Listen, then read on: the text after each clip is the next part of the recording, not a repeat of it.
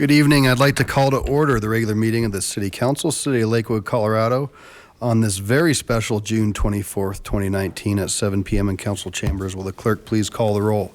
Paul. Here. Roybal. Here. Gutwein. Here. Skilling.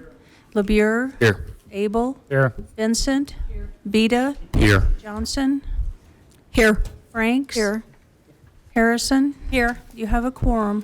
Fantastic. Well, I'd like to welcome you all for coming out this evening. We have kind of a festive start as we celebrate the 50th anniversary of our city becoming a city. So we're going to do a couple ceremonial things and have some fun, and then we'll get right down to business. If you do have a cell phone, I'd ask that you please put it on silent, and please rise, join me in the Pledge of Allegiance, and we'll remain standing for a moment of silent prayer. Pledge allegiance to the flag of the United States of America and to the republic for which it stands, one nation, under God, indivisible, with liberty and justice for all.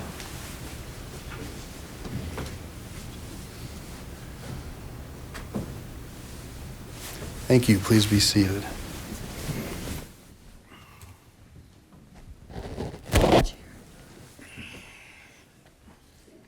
Clerk, please read item 4.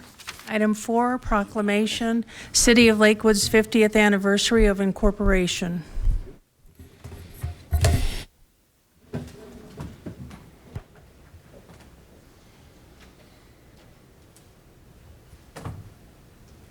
So as you can tell, we have a lot of special and distinguished guests here this evening.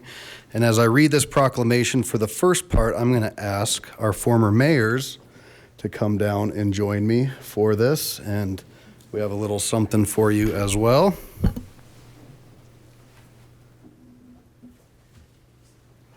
And we'll send our best to Mayor Shaw, who's in Arizona and couldn't make the trip. But we also have a special gift for her and a t-shirt from the school she was principal at, which was Belmar Elementary School. Hi. I'm over there. Nice to see you. All right. So proclamation, City of Lakewood's 50th anniversary of incorporation. Whereas in 1969, a group of residents led numerous neighborhoods to come together to form the City of Lakewood. And whereas it was a remarkable task of weaving together a new community from these independent neighborhoods with strong senses of identity founded on decades of residents collaborating with each other. And whereas 50 years ago to the day, on June 24th, 1969, an incorporation election was held establishing Jefferson City. And whereas this new municipality spanned 26 square miles and created one of the largest incorporations in the country at the time. And whereas what started as ranch land, orchards, small farms, and early subdivisions of homes has now become a city of 44 square miles with a population of more than 150,000. Whereas much of Lakewood's identity and charm continues to be derived from a collection of varied and diverse neighborhoods, and whereas the first 50 years of Lakewood has been years of transformation into a city known for its innovative approaches, community collaborations, strong financial foundation, and healthy local economy. And whereas a hallmark of the city's history is residents' involvement, which has created a Lakewood tradition of keeping residents at the heart of what is important to the city now and for the next 50 years. Now, therefore, on behalf of the City Council and the people of the City of Lakewood, I, Adam Paul, Mayor of the City of Lakewood, Colorado, by virtue of the authority vested in me, do hereby recognize the City of Lakewood's 50th anniversary of incorporation.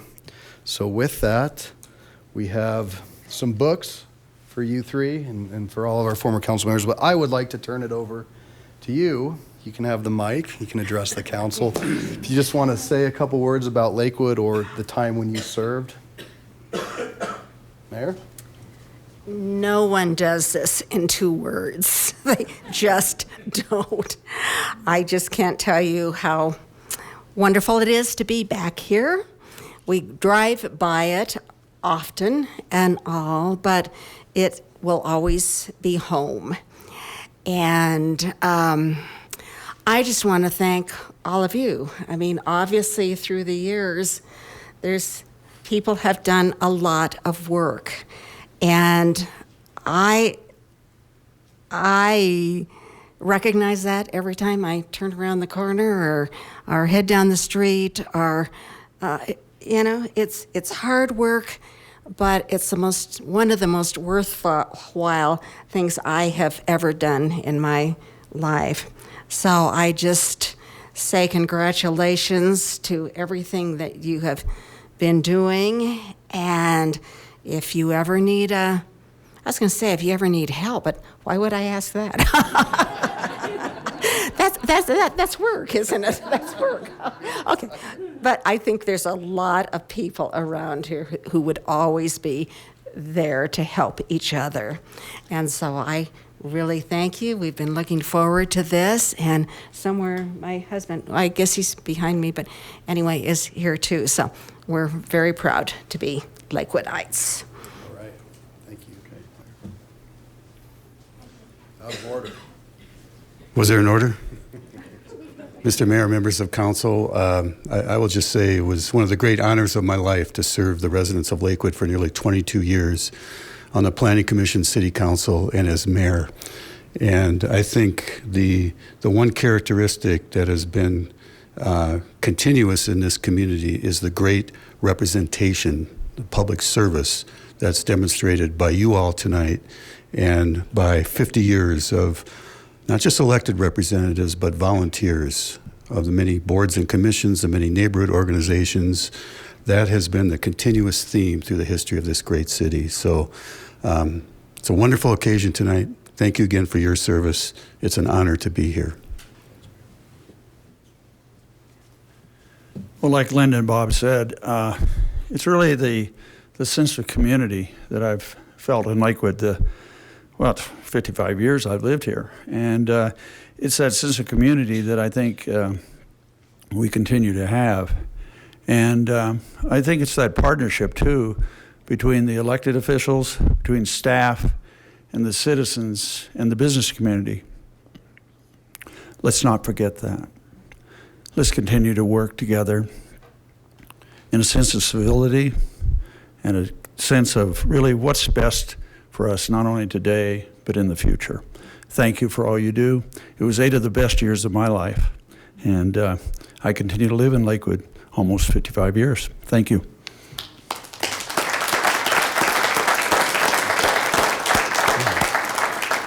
Well, again, thank you to our mayors who served and have seen our city change in many different ways. And really Mayor Ritchie, who was a visionary at his time, and you touched on the staff portion, and for Mayor Ritchie, having a professional staff was incredibly important. And while electeds come and go, our staff is really the foundation of our great city. So I want to give our staff a round of applause as well.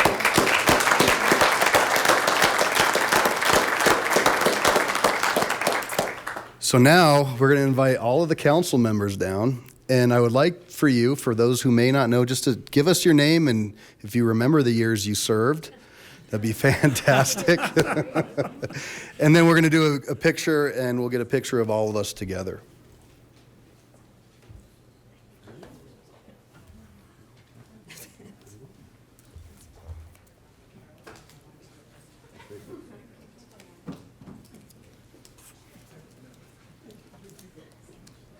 Hello, I'm Dennis Metesky, and I served Ward 1 for 8 years between 1987 and 1993.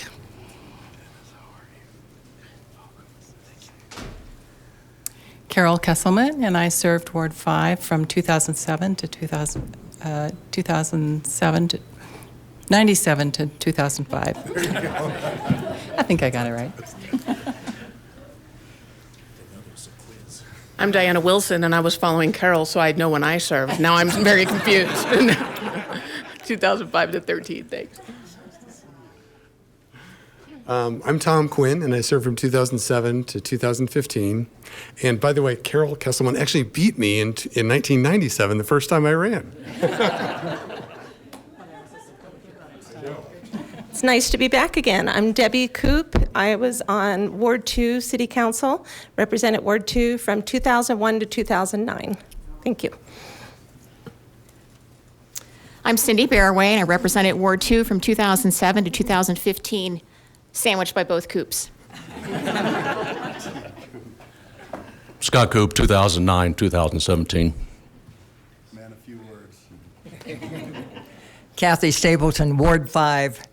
1987 to 1995. That's it. Yes. Carl New, Ward 5 also, came on council 1975 when Dick Lamb took Billy Miller and put her in the government in Colorado and served until 1980. Or the end of 1980. Oh, the Charter Committee too, I forgot about that, right. That lasted forever. I'm Sue King. I served Ward 3 from 2005 through 2013. Jean Somm, Ward 3, 1995 to 2003, 8 years. And like so many of us here tonight, our roots in Lakewood have been deep, and I was a reporter for the Lakewood Sentinel when the city was formed, and went through all the interesting organizations that were involved in it, and the drafting of the Lakewood Charter, and then 25 years ago, I wish Linda Shaw were here tonight because she and I were honored to ask to plan the celebration of the 25th anniversary of Lakewood. So here we are tonight, 50 wonderful years. Well said.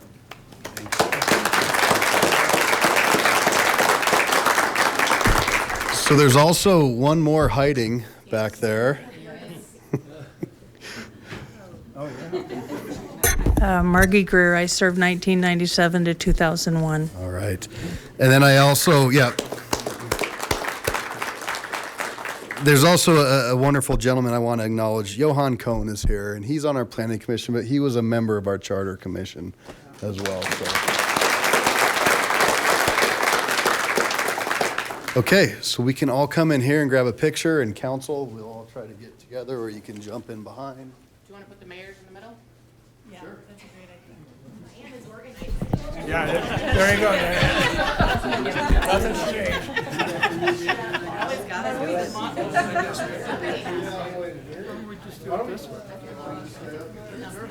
We don't know what we're supposed to do.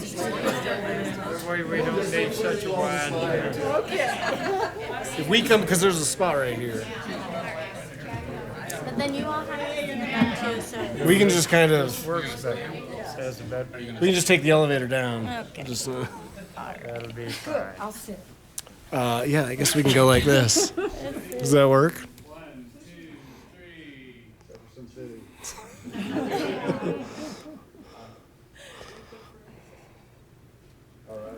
Okay. Thank you all very much. We made it work. Thanks for pulling that back.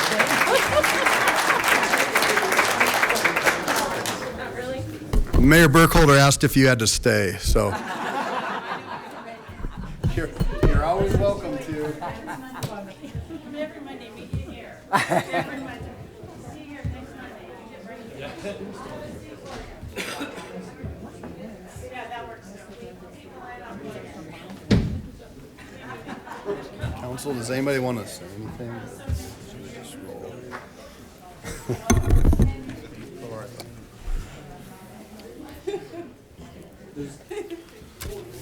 Yeah, well.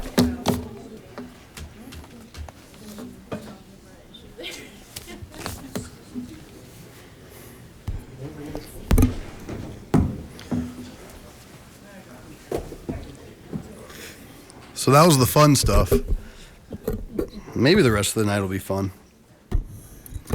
And Carl, you took us up on staying. Fantastic. Nothing. Okay, will the clerk please read item 5? Item 5, presentation, Lakewood Advisory Commission, Veterans Memorial. Okay, I think Dave Ryan, you're going to come on down and give us a presentation. Good evening, welcome. What did I do with my script?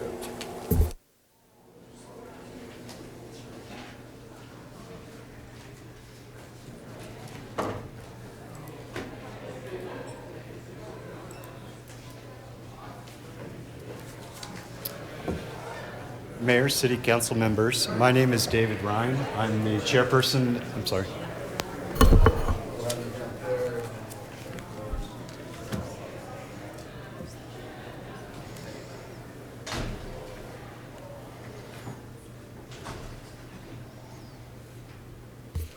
Good evening. Good evening, Mayor, City Council members. My name is Dave Ryan.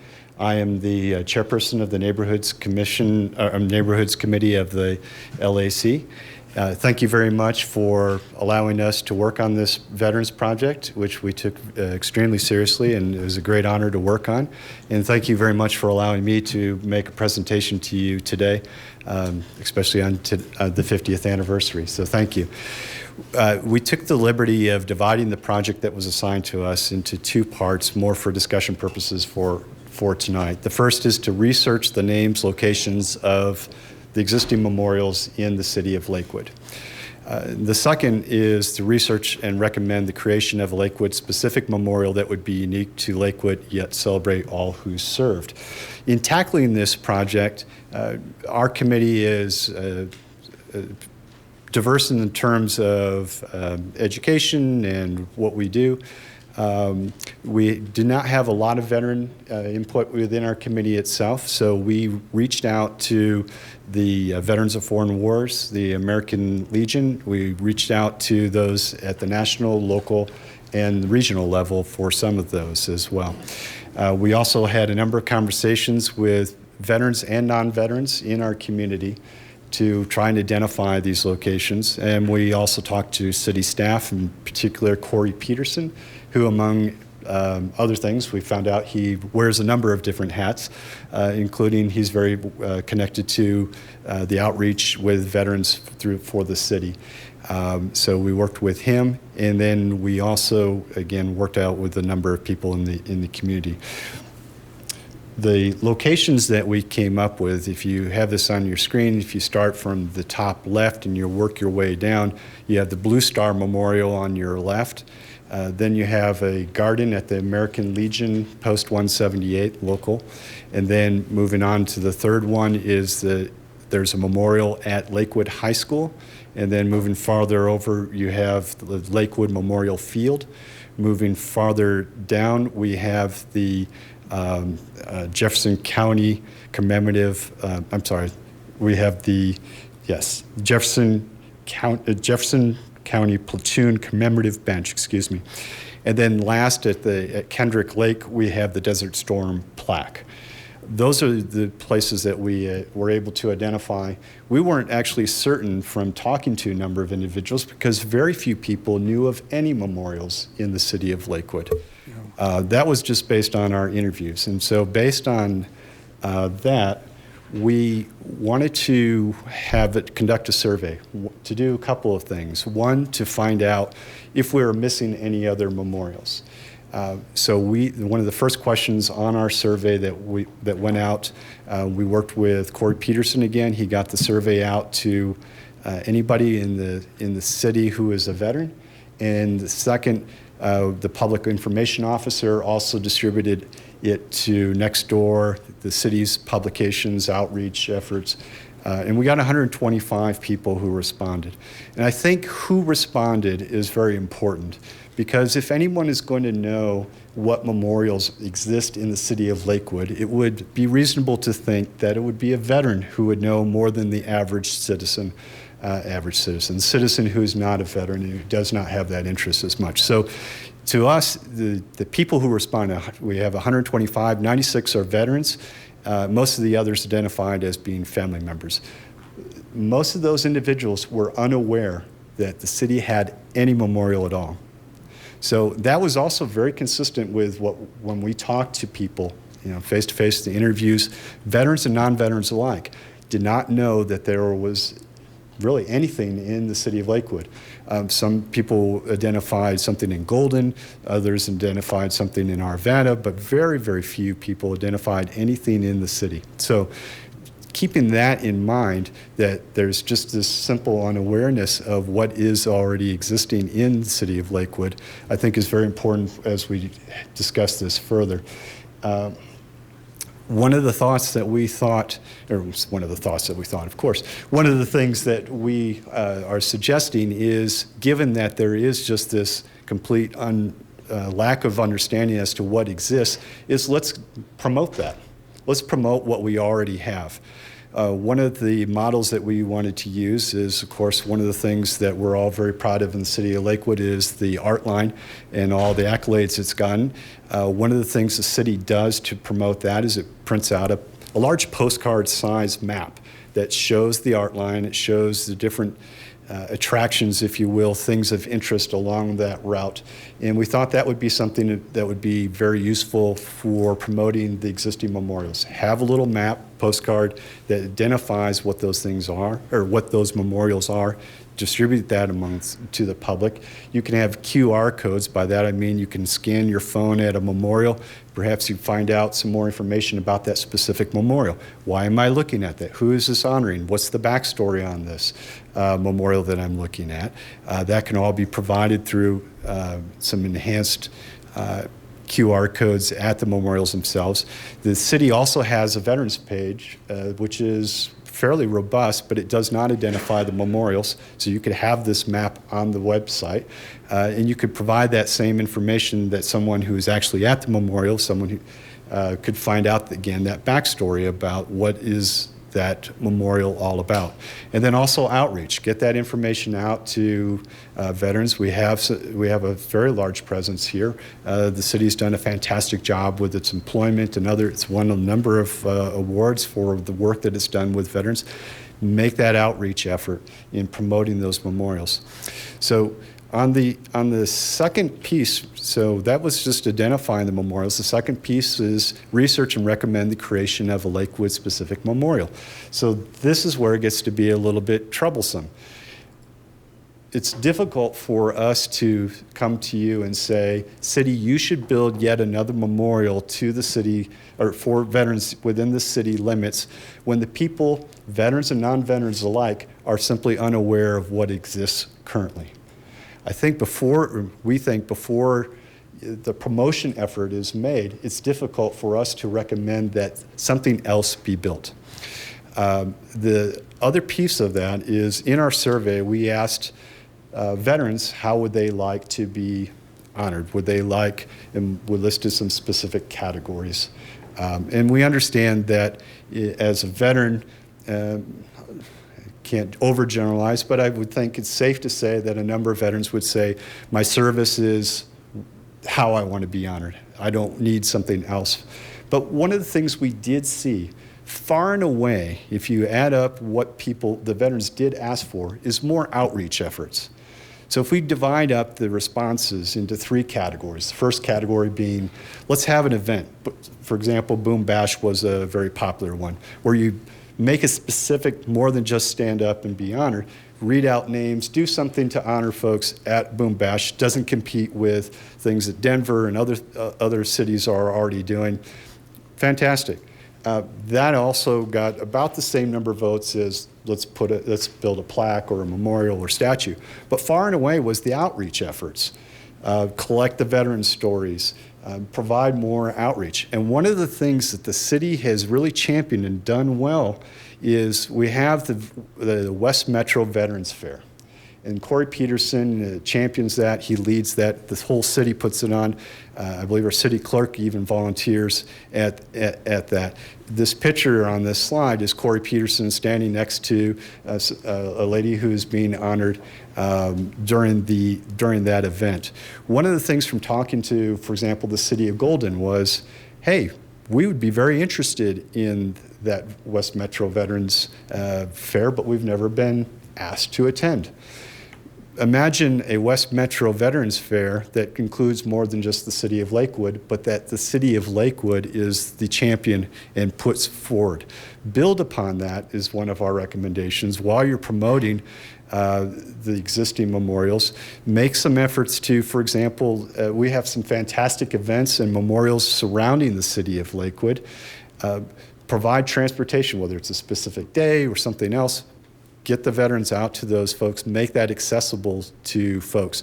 And then perhaps after the promotion period, whatever the city council decides that promotion period is, and that we have a reasonable thought that people might actually know what the memorials are in the city of Lakewood, then decide whether we need to build something else. But in the meantime, build upon what we have, expand the information on the Veterans page, expand the West Metro Veterans Fair, and provide that outreach that the veterans are asking for.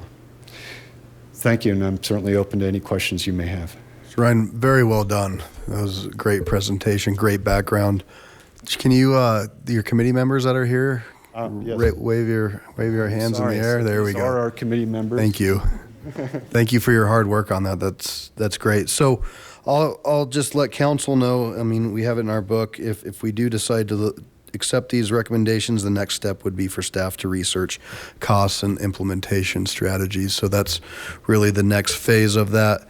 And I learned a lot here. This was something that I brought forward, and I think a lot of council has been interested in this and looking at different opportunities. And what struck my mind is I too wasn't aware of all the ones that we had, right?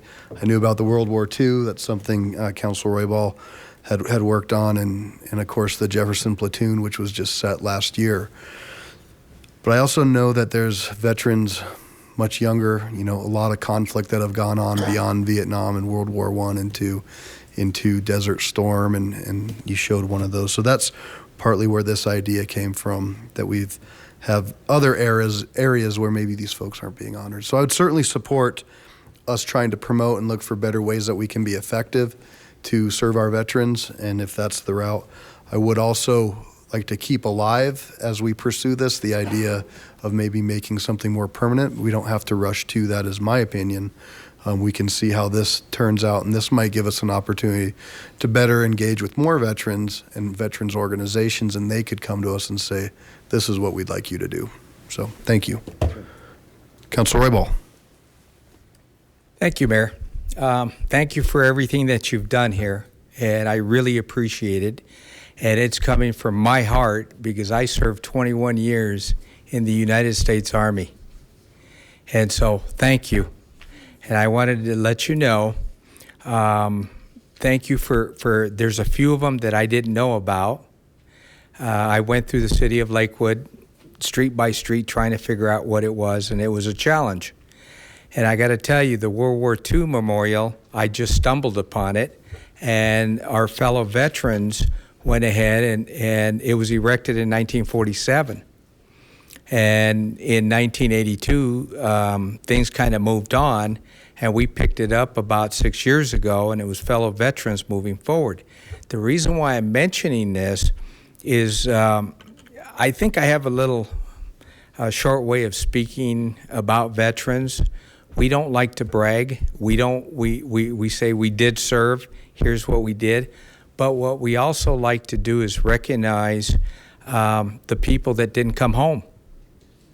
And there's an old saying in the military, in the Army, least we forget. And I wanted to remind you about that, and not being a veteran, you wouldn't know, but the memorials themselves that come in, like the World War II Veterans Memorial, it reminds us where we were at that point in time, and it reminds the people that we should never forget our fallen veterans or fallen soldiers and airmen and Navy people. And we would like to see possibly working towards some kind of a memorial, paying our respects to them. And I think you would find a positive response on that. And I wouldn't disagree with anything that you said, and thank you very much for your service. And I know there are others of you with your service, but thank you very much for your service. The thing that we were unsure about is the city does have some memorials. Some may say they're not significant enough. Maybe they're just fine. But given the lack of understanding of what we do have, it's difficult for us to say, let's build something else right now. And one of the things that, at least for me personally, was very, I was taken aback and moved by, is that we do have a lot around us as well. And in seeing the things that the city has done for veterans here, do we want to build yet another memorial, or do we want to make those memorials more accessible? Is there other things that would honor our veterans more? And I can't speak to that. We're only addressing whether to build yet another memorial or not. And we were taken away, and really the theme of this is, if someone doesn't know what we have, how can we make a decision, a reasonable decision, that we need something better or different? Yeah, and thank you for that. I appreciate where you're coming from. I understand that. Yeah. One little short thing also, just kind of let you know, we're the first in the nation ever, and it's a VA facility called Valor Point. And Valor Point was brought in through the VA, the federal government system. It is a facility that houses 40 homeless veterans at a time, up to 2 years.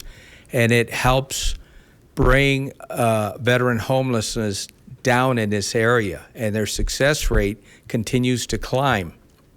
And the VA, the federal government, has taken responsibility to help our fallen veterans that have went and taken other paths in their lives, and now they want to come back in to our society, and they just need a little bit of hand up. That's what I call it. Right. And they're there. But I wanted just to bring it to your attention that it is there. Thank you. Councilor Bita.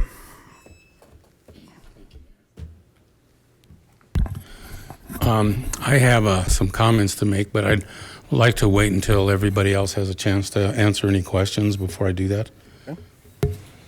Councilor Gutwein. I just wanted to thank the committee for your excellent work and research on this important issue, and of course also to everyone who's served in Lakewood, including you, Councilor Roybal, and also to thank you for the work that you've done for veterans in our community. It's really tremendous. So I think this is fantastic. That I really appreciate also that you reached out to veterans in our community. And it sounds like that was a really informative but also positive experience for everybody. So I like your recommendations. I think it makes sense to move them forward.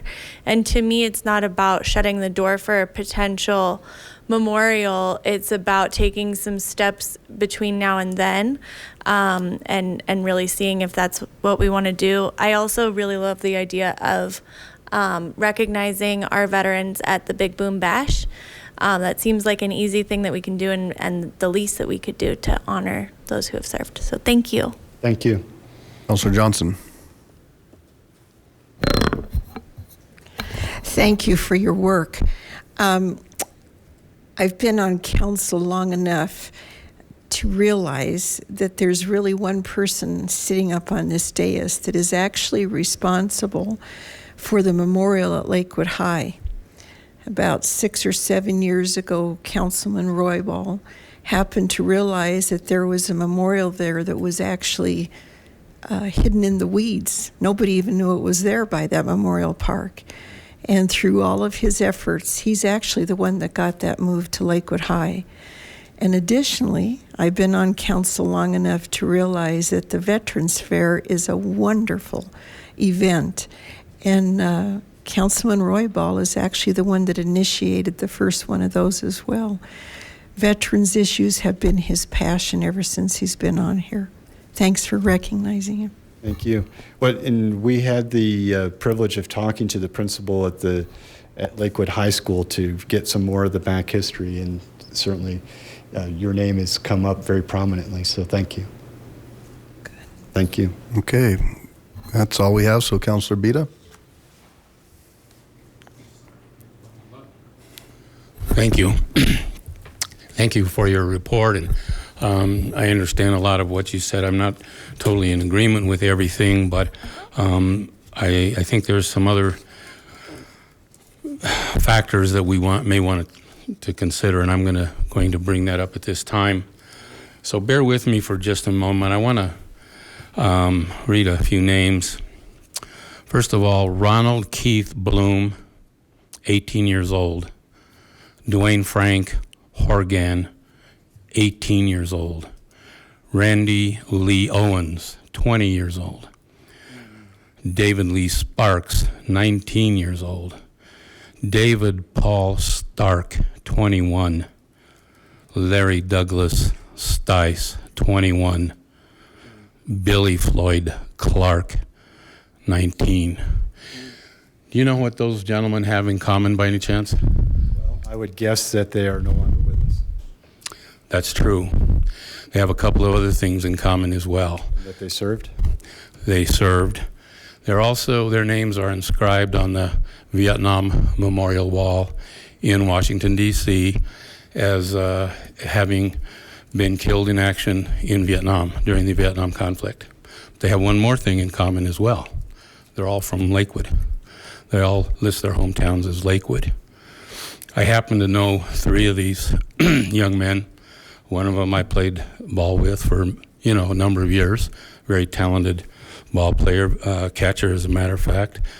Graduated from Alameda High School and actually was probably good enough to go on and play in the majors, but decided to enroll in the United States Navy where he served his country. So there's 7 that I've been able to identify who are from Lakewood that gave their lives in the Vietnam War, but there's more. There's more, and I'm not going to list all the names. It turns out that we have at least 100 others who have given their lives, who are either from Lakewood or the surrounding area, Jefferson County. There are at least 100 others, and those are listed anywhere from 33 for Vietnam, including the 7 I mentioned, 4 for the Korean War, 63 for World War II, and 6 for World War I. Now, none of those include the Gulf Wars. Those are a little hard to find. I was unable to identify the casualties from the Gulf Wars because they're complicated. There was a number of skirmishes included in what we call the Gulf Wars. But the point is that represents 106, at least 106 what we call Gold Star families who have lost their heroes in the wars, in the conflicts over the years. And those were all Lakewood and surrounding areas.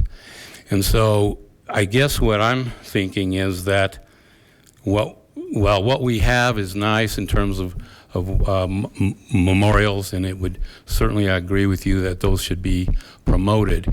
But in my mind, there needs to be something that recognizes at a minimum these individuals that have given all of their futures for the freedoms that we enjoy today. And I think we have an opportunity now, a unique opportunity right now, today, to get started on a memorial that would honor all of these individuals, their families, because let's face it, these memorials are not for the ones that have gone on to their reward. It's for the families that they leave behind.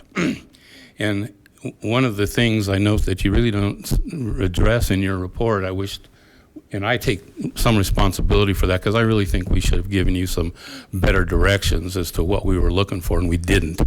And so that's our fault as a council. But some discussion about what are these memorials about? Why do we have them? And they're not, like I said, they're not about the dead. They're about the living, the families. They're about us as a people and what we believe in and what we value. They're about our kids and the values that we want to instill in them, make sure that they understand what's important. And so I think that's part of what we're talking about here. And we have this unique opportunity, as I started to say, and that is we just bought 60 acres more or less for $7 million of our tax money, and we don't have a name for that park. It's going to be an open space, but we don't have a name for it. And it would be a perfect place, I think, for a unique memorial to all of our Gold Star families and their loved ones, and all of our veterans that have served from this area. And I think this is a unique time to do it, and I would like to see us name that that park for those that have contributed the most to our society, you know, because if we don't do it, it'll end up being named for someone who contributes some money, and that's how these things happen.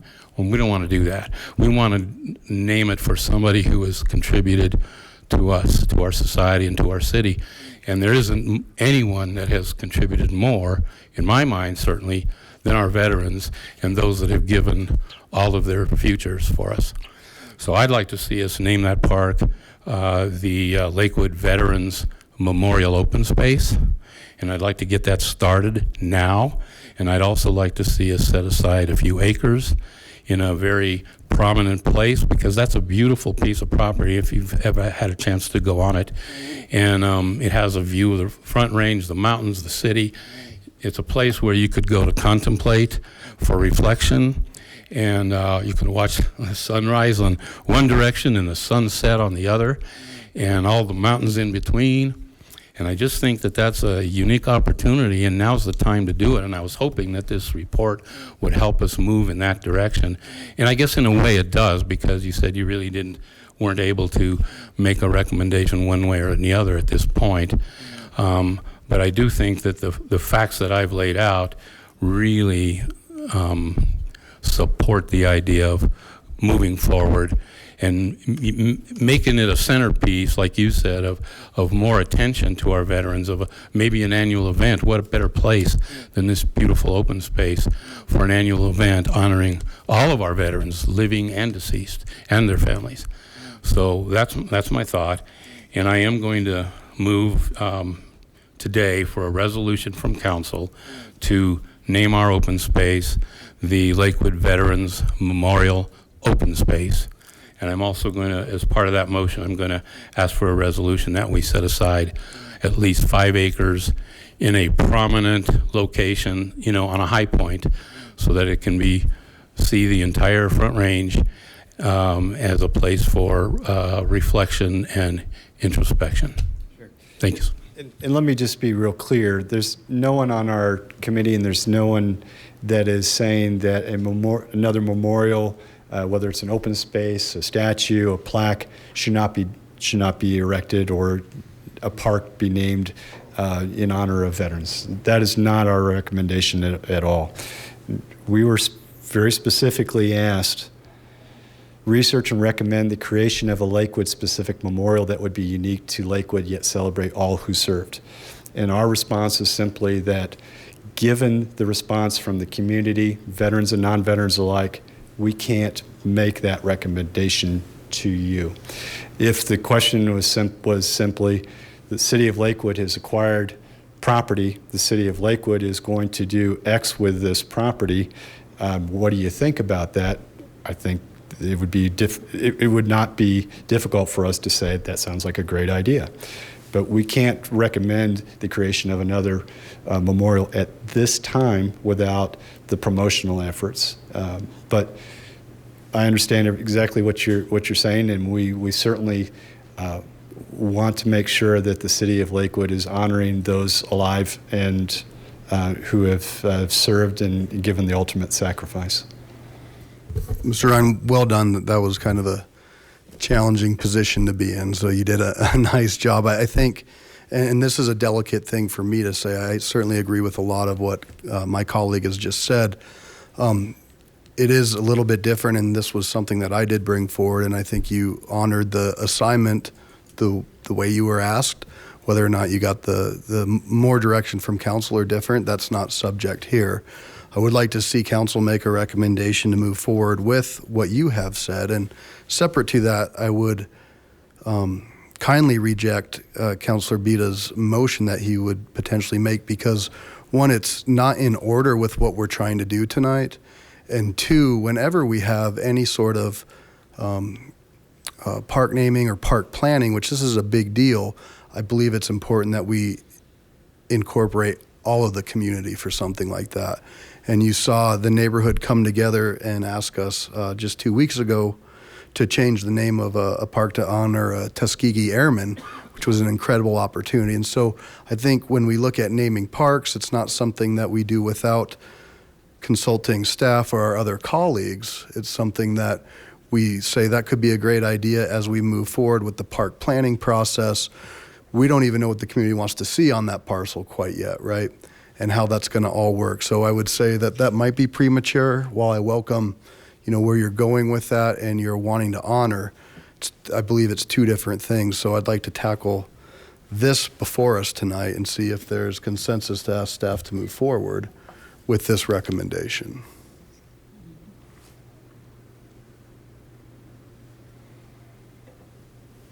Could I please get anybody to say something or to acknowledge?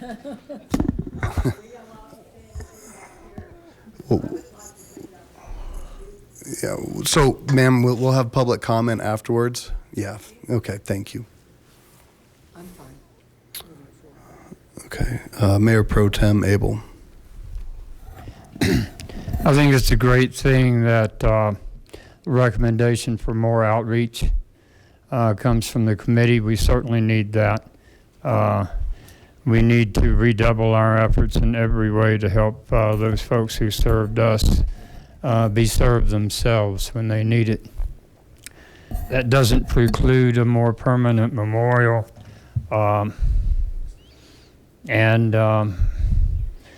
think that we can observe the process and move Mr. Beta's recommendations forward at the same time. But I think the outreach we need to get busy on right now. Councilor Johnson. Thank you. Thank you, Councilman Abel. I really appreciate the work you did and can understand going forward with it. But I can also appreciate where Councilman Beta is coming from. And I don't think that one can preclude the other. There's no reason why we can't have a two-prong kind of outreach and at least get some kind of community input regarding his idea. I don't want to just see it drop tonight. I'd still like to see it stay alive and go forward and work with it to have it come to fruition. It means a lot to a lot of people out there to have a place like he is suggesting. Councilor Roybal. Thank you, Mayor. Again, thank you for everything that you've done, and we do appreciate it. Thank you. Mayor, Councilor Johnson did bring up a great point. Why can't we do it both at the same time? Move forward. There is a process. Let's start the process. So I'm simply saying that we have a process that will be put in place for the whole park plan. I'm seeing our community resources director, and that's a more appropriate time to say there's an interest from council. So, 1 second. There's a proper way. There's a council submittal form. There's a lot of other ways to do this. This is not how this body operates. If you want to start doing that, then we can throw away some of those norms. But we have a whole process that will take place, and I'll defer to Ms. Hodson. And I'm not saying that's a terrible idea. I started by saying there's a lot of great value in what you just said, but there's a lot of other moving pieces to this parcel and how that is planned out. Ms. Hodson. Yeah, that's accurate. You have approved a budget for the actual planning of the property, which is today unnamed. It was the Taylor property, or we acquired it from the Taylor family. A part of that process is, or a big part of the process, frankly, is to listen to all of the feedback that we get from the citizens and the neighbors and residents. We will listen to potential naming recommendations that come from folks. Also, what kind of elements do they want to see in this park? We've talked numerous times about the need to have a pretty passive park, and due to the topography of the site itself, it doesn't lend itself to a real highly developed park. I mean, don't think about ball fields and lights and things. We've always talked about that being some kind of a passive park with trails. As Councilor Beta said, the view corridor for is from that park are stunning.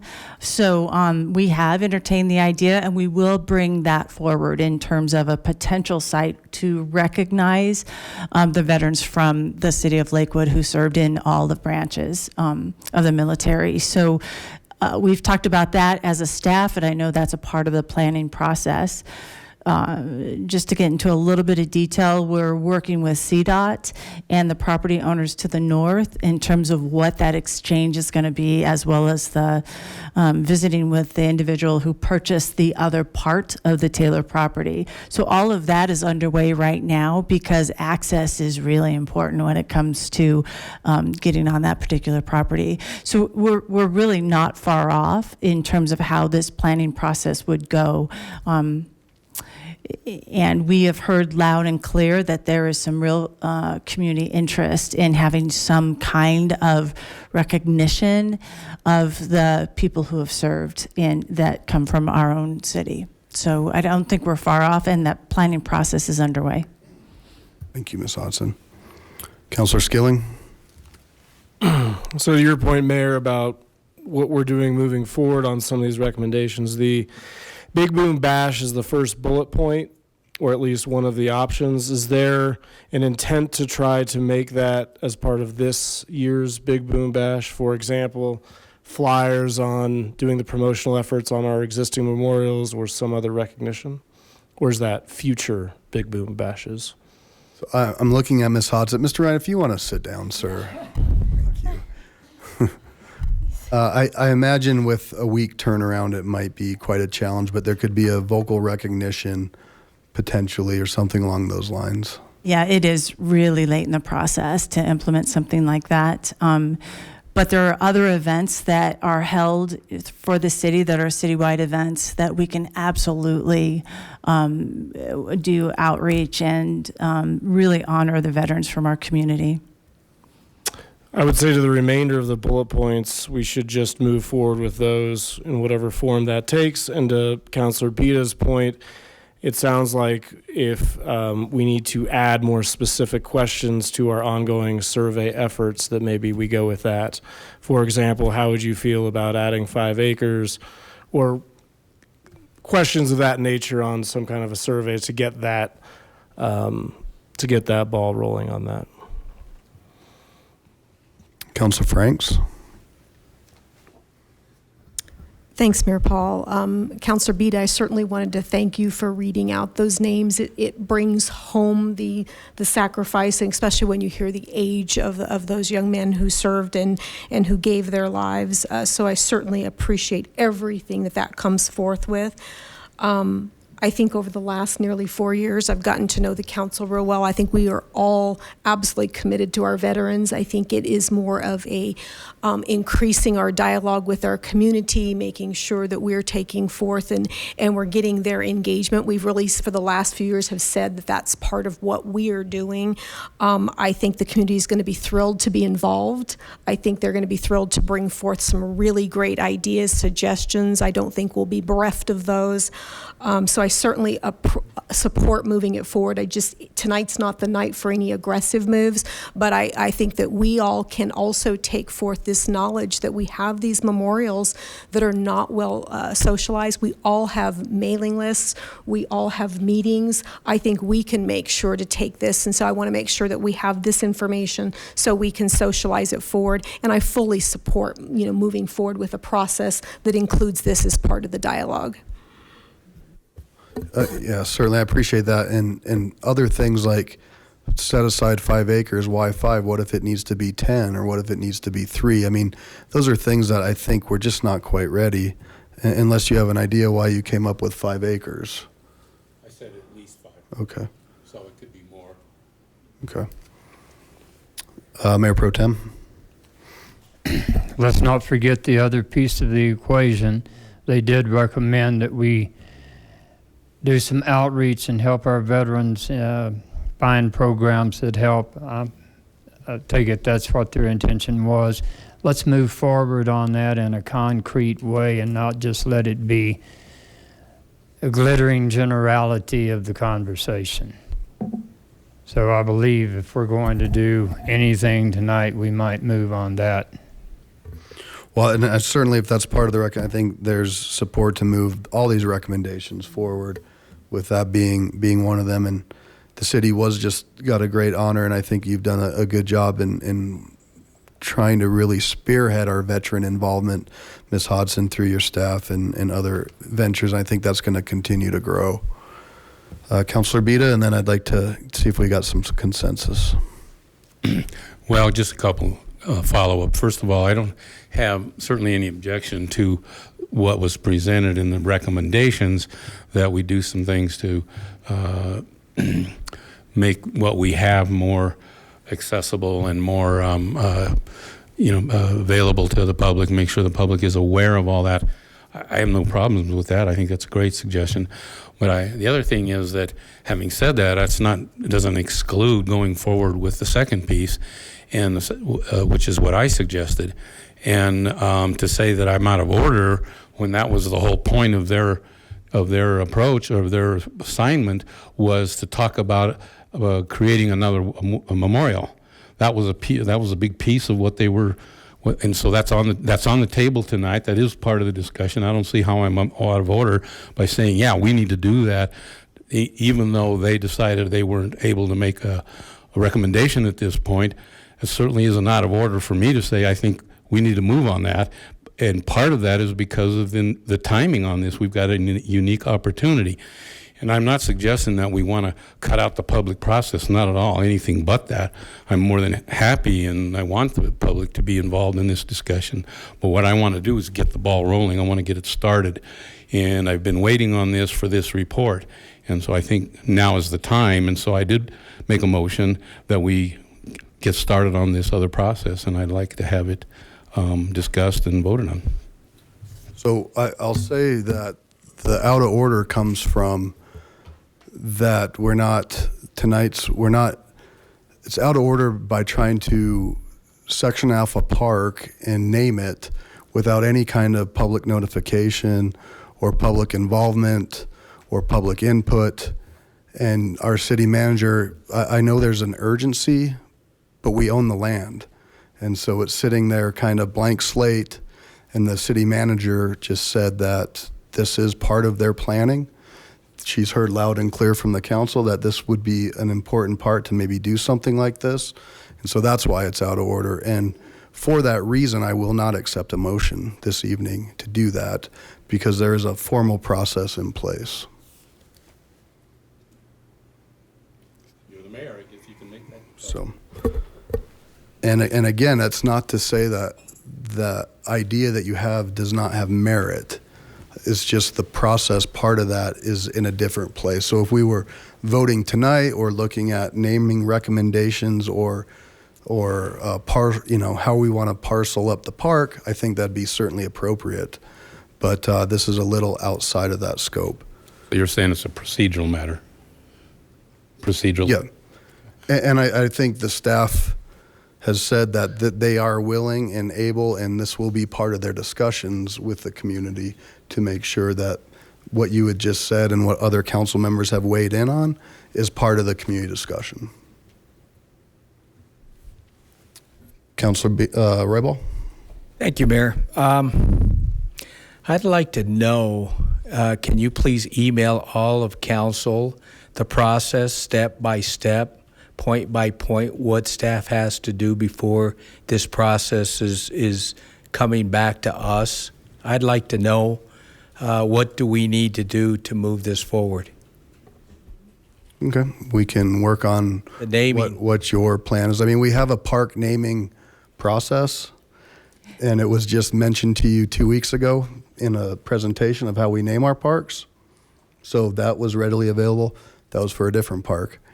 But this will be something I'm certain that Ms. Hodson will be able to provide on the process for the planning of the Taylor property.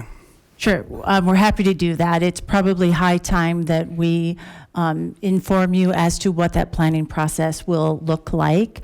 We're going to try to access as many opportunities to interact with the public, both in person and online and any other way that we can, because this is a really important parcel for all of us, and we want to make sure we have as many voices at the table that we can. So I'll work with our community resources department and have an update in terms of what that looks like, what that time frame is, and when we hope to have some final recommendations to come in front of you with something that's really exciting for our city. So you can expect an email in the next week to 10 days. Thank you. All right. So is there consensus to move forward with the LAC recommendation, which is in your packet this evening? Yes. Okay. All right. Ms. Hodson, do you have any clarifying questions? No. Okay. LAC members, thank you very much. We appreciate all your hard work and effort, and hopefully you'll continue to be part of the process. Thank you.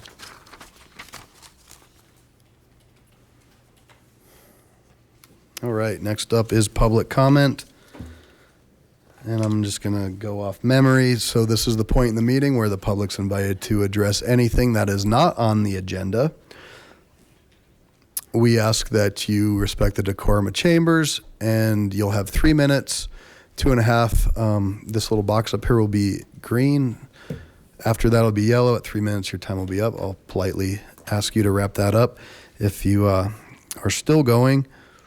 And if you have not signed up on the roster, please stop by Ms. Greer's desk to make sure that we have a record of your information in case we need to follow up.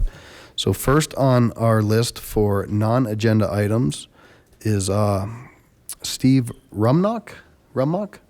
Is that correct?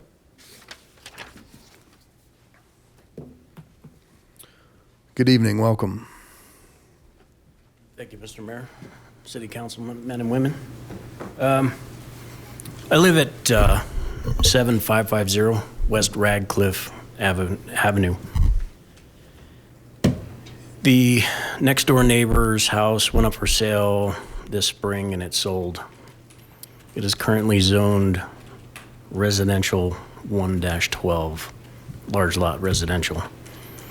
The new owners are basically going to turn this into a business, and I'm going to walk you through how that's possible without anybody knowing about it. On R112, if you go to limited land uses, excuse me, and you look at personal service, it'll direct you to Article 4, 3.1, special use, or the purpose and applicability. Under that, if you go to X, and if you want to follow along, I can put this over here and you can look at it however you want to do it.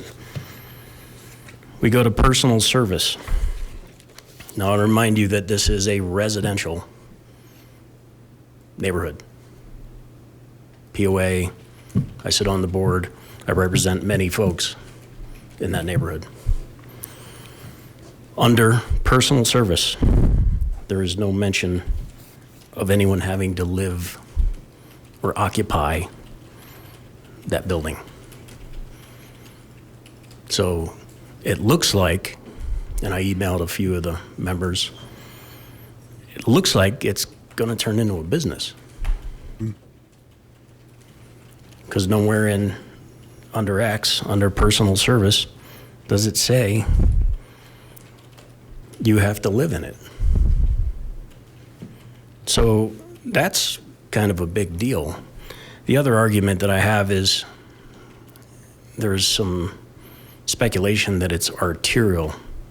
The address of the said house in question is 4440 South Wadsworth Boulevard. This is not C-121, as we know Wadsworth Boulevard.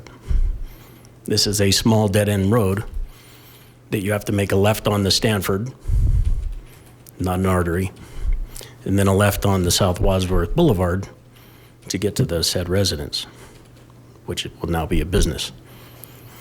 I see I'm wrapping it up here, but I would like for someone to explain to me how this happens, because the definition of residence, as I know it, is one or more people's living or occupying that building as a residence.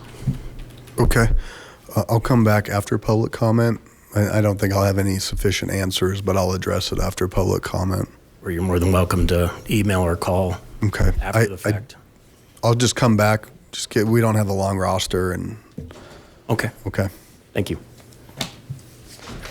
Ma'am, I have Mr. Olson next. Where's Mr. Olson? Oh, there you are. And ma'am, if you wanted to, did you still want to speak? If you want to just come down this way and stop by the clerks, if that's suitable for you, or if it's easier. Okay,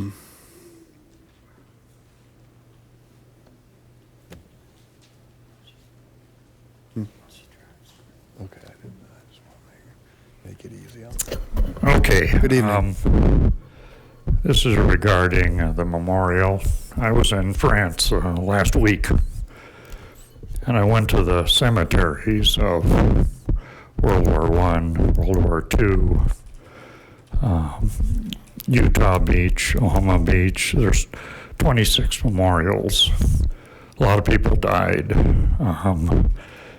And I think we need, if you've been there, you're really impressed about how many people died from the United States in World War I, excuse me, and World War II. I was at Omaha Beach. There's about 10,000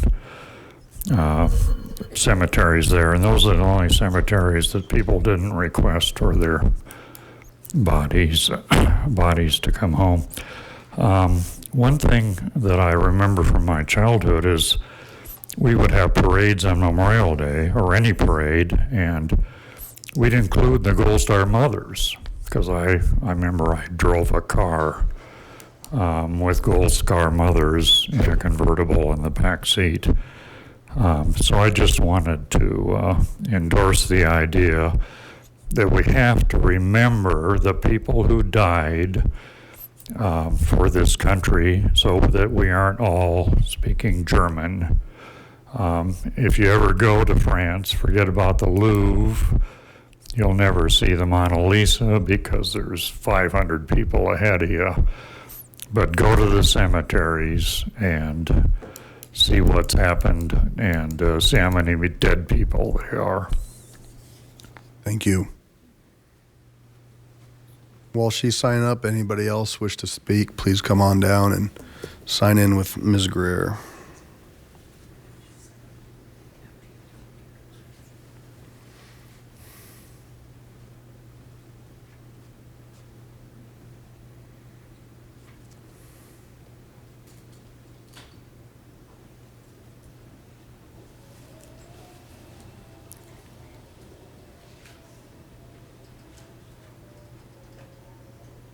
Good evening, welcome.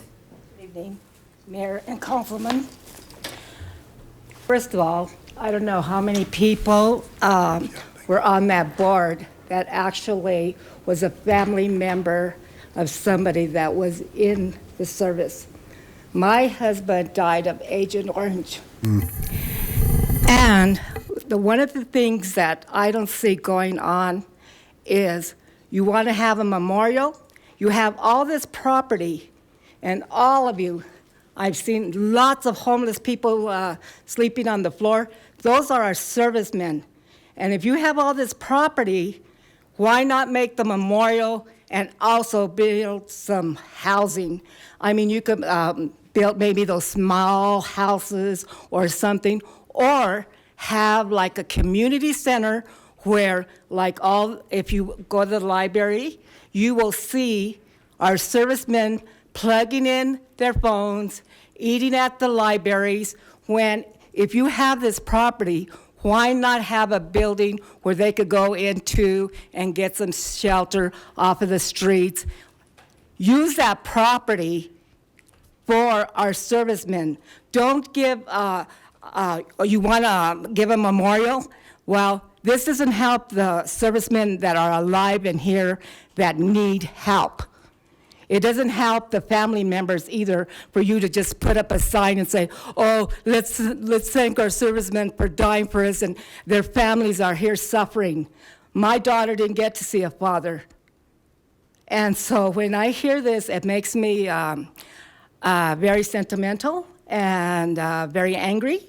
And I just feel like when you are having these meetings and doing all this research, well, research the family members, because, and why aren't there anybody here that, from this research, why aren't they here? God sent me to here today because I'm new in the neighborhood and I wanted to see what was going on, but I didn't know that you were gonna be speaking about servicemen. In fact, when it came out that it was time for our servicemen, I wrote on Facebook, don't forget our canines, don't forget our servicemen, don't forget the families, because they are all three people that suffer. And so when you want to say, oh, poor such and such, well, don't say poor such and such. Do something about it. And I would like to be on this committee because then they'll see somebody that actually has lived it. You haven't seen where our servicemen don't get their proper medical. They don't get a proper, why don't they set it up, maybe even everybody think outside the box and start thinking, okay, why don't they maybe have some housing in Section 8 or something else like that, where they have to give them housing. The other thing, and I'll be close for this also, is I would also like to see that we have 10% coming into this city. I worked on that bill in Denver, that anything new that was being built, that money was supposed to go to housing. Where is that money and who's watching it? I want to see that money go to the service people. Thank you, ma'am. Thank you so much. Thank you. Thank you for taking the time to come. Thank you. Sorry, And thank you sorry for your everybody loss. being Yep. so emotional, but think about it. If it was your child or if You you're bet. your husband, thank you. Thank you. Bernie?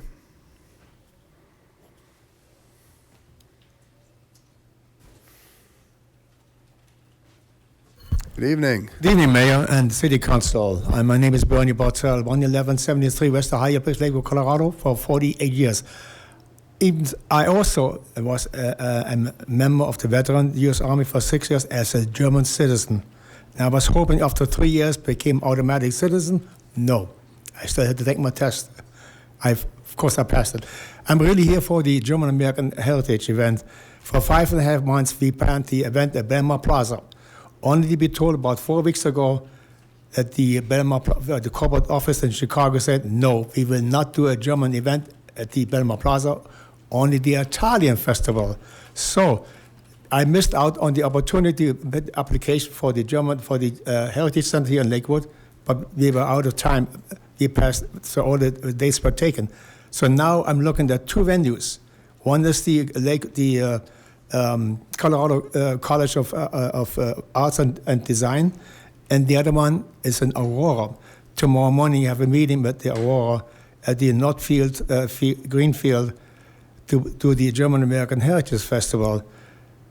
If you ever go to the Ancestry.com, there are 52 million in the U.S., 41 million African American, 31 million of Irish and Italian, 1.2 million in Colorado are German descent. Why can't we have a German American event here in Colorado, in Denver, or Lakewood?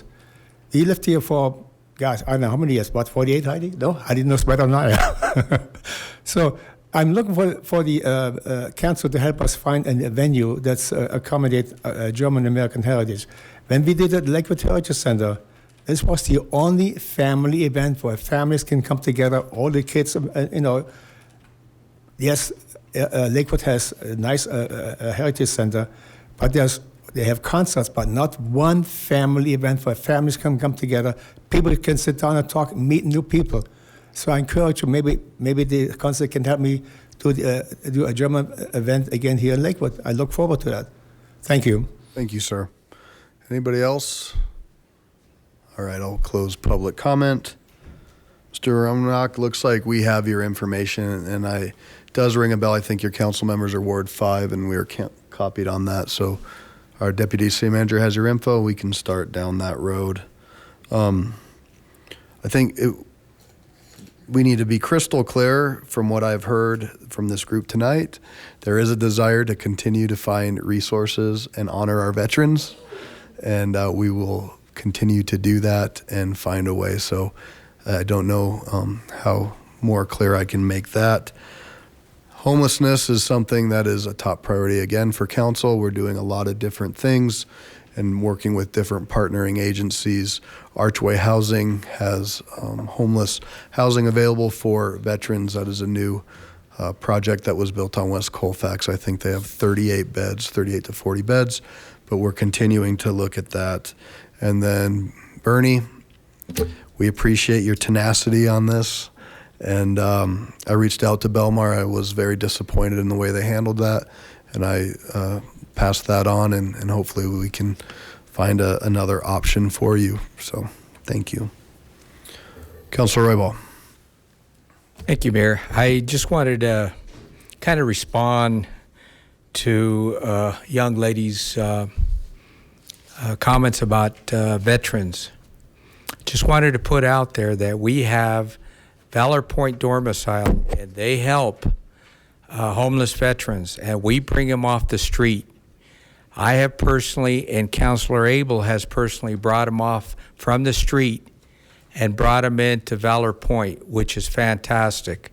And the VA has accepted responsibility. Also, just wanted to also let you know, we have housing on West Colfax, and we continue to set aside housing for vets through the West Metro Housing Solution. So we are working very hard at that, and I just want you to know the community overall loves our veterans. And let me give you a prime example of loving our veterans is the Elks Club. The Elks Club has gone way out of their way and to welcome every veteran home. And that saying is welcome home, and that includes the families. So I just want you to know that. And if you have an issue, please feel free to reach out to me. I'd be more than happy and able to work with you. And also want you to know that the present administration is now moving forward to help our vets even more through the health benefits.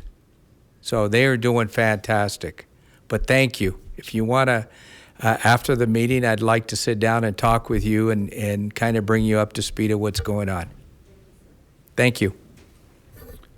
Okay. Ms. Hodson, executive report. Thank you. So just a couple things. And I'll start with a very unfortunate situation that happened on June 15th. There was an altercation in a park between two coaches and parents of two 7-year-old baseball teams from Bear Creek and the Southwest Soldiers. And again, that was a very unfortunate situation. The park is actually owned and maintained by the city of Lakewood, and it's called Westgate Park.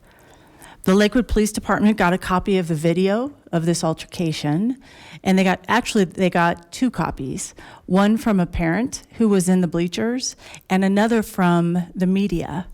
That parent had already sent it to the media, the local media, and the media sent it to us, to our Lakewood Police Department, and said, hi, what are you going to do about this? And I assume many of you have seen that video, and it's troubling. And it's troubling to think that something like that would happen at a 7-year-old game with a 13-year-old umpire in our own city. As a result of the video, our agents were able to locate 6 suspects and issue summonses to them, and they're currently trying to identify 5 additional persons who are involved in the altercation. It is an ongoing investigation, and we're very grateful on behalf of the police department. We're very grateful for all the tips that have come in helping us as a city to identify those suspects. I think it's important that you hear how the Baseball Association has reacted to this. And I'm going to actually read the comment that they forwarded to us. And here it is. And this is from the Junior Baseball Director. He says, on behalf of Bear Creek Junior Sports Association, I personally apologize regarding the events that have occurred. And you may know that I used to work in the Community Resources Department, and that association, we've worked with them for years. And here specifically is the quote that Josh Tafoya wrote, and I want to read it to you. Bear Creek has zero tolerance for this type of behavior, period. We are embarrassed, ashamed, and angry that this has taken place. As of now, we have ended the season for both teams and removed all Bear Creek coaches indefinitely, and they will not be allowed to participate in our organization ever again. I've already talked to the rest of the baseball organization moving forward. Anyone caught yelling, screaming, or arguing with the umpire, parent, or coach will be automatically kicked out of Bear Creek Junior Sports Association. As a baseball board, we will be reviewing our code of conduct verbiage and make necessary changes to ensure this does not happen again. We will also be looking into potential classes for coaches on how to de-escalate these types of situations. I thought that was important to share that with you. I believe this sports association is taking responsibility and understand the severity of the situation. And I, as I'm sure you are too, are very grateful to our police department and the way they've acted. So on another note, July 4th is coming, and we have an event, the Big Boom Bash, July 4th, 5:30 to 10 p.m. Please be there. It'll be a lot of fun. And that's where you can go and watch legal fireworks. And we believe that we don't want anyone to be that neighbor. And what that means is the Big Boom Bash is better. So if you want to see fireworks, instead of doing it yourself, come to the Big Boom Bash and we'll all be safer. We're working in cooperation with West Metro Fire and our police department just to try to really reduce the use of personal fireworks. It's never good. Even though we've had a nice, wet, rainy season, that just isn't smart and it isn't safe for for any of the people who participate. So this year we'll be tracking, here it says it here, you can actually, we're going to launch a page on Lakewood Together that uses a mapping function to allow residents to drop a pin where they are seeing or hearing illegal fireworks. And what that'll do is help us see where the activity points are for next year. So help the police department to tell us where you're seeing that, and next year those will be our areas of focus, if you will, for personal fireworks that are illegal in our city. Please don't use 911 to report fireworks. That's only for life-threatening situations, unless there is a life-threatening situation around the use of fireworks. So we need to keep the 911 line open for the real emergencies. Okay, thank you. And we'll have this information on the website too. I just wanted to make sure everyone heard that. Fireworks is a problem for all of the communities, and it's just a safety issue, and we want to make sure everyone's safe and can really enjoy the holiday and no one gets hurt. So come to Big Boom Bash. And finally, this is really great news, and it relates to our sustainability division.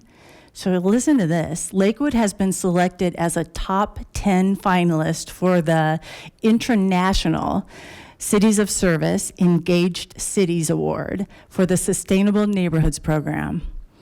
This award recognizes cities that partner with residents to solve problems in innovative ways. It was funded by the Bloomberg Philanthropies.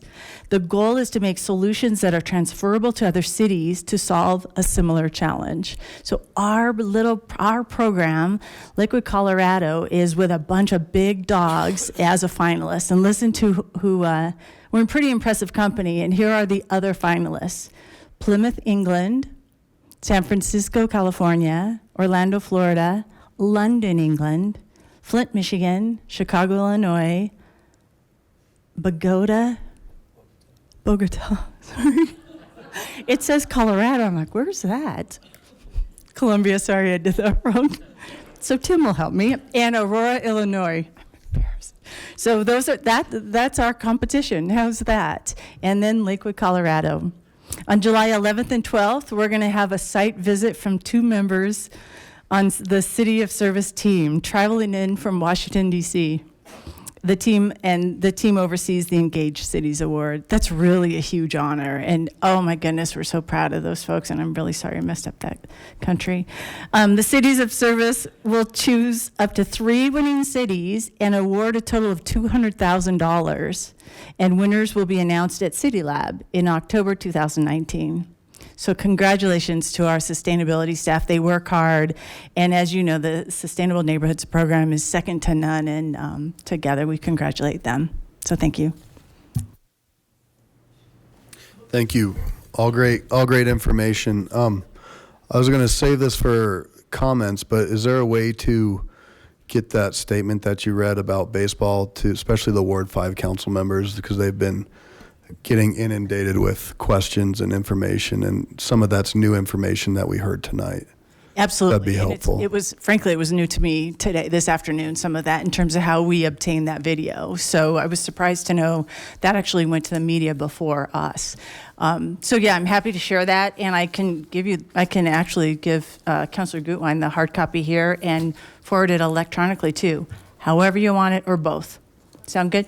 Councilor Harrison too, because she's had the same, and normally this sort of thing made national news, right? So we've been getting emails from all over the world, and some that aren't very kind.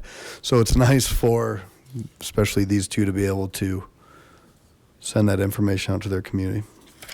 Okay, next up is the consent agenda. We have 1 item on the consent agenda, which is an ordinance, and I'll ask the clerk to please read the consent agenda into the record. The consent agenda consists of items 8 only. Ordinance 2019-29, amending the Lakewood zoning ordinance. Okay.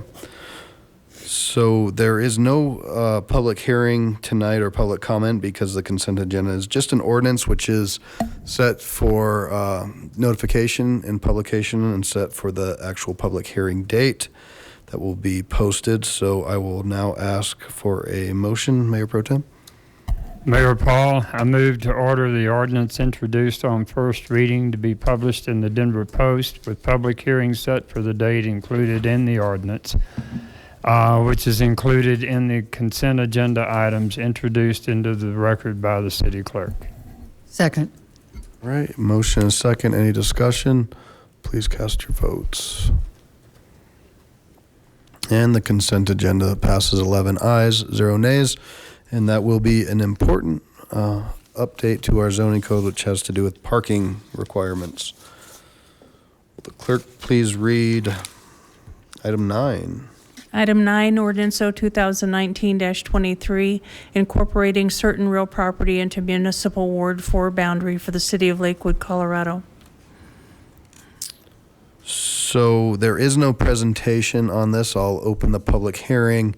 This is a clarification of new property was taken into the city and we rezoned it in the Green Mountain area, and that will now become part of Ward 4. So nobody has signed up to speak. All right, and it is parkland and it will remain parkland. So to clarify, nobody signed up to speak. Seeing none, I'll close public comment, ask for a motion. I move for the adoption of ordinance O-2019-23 as amended, or on second and final reading, is not amended. The real deal. I second. Motion and a second. Any discussion? Please cast your votes. Passes 11 ayes, 0 nays. Will the clerk please read item 10?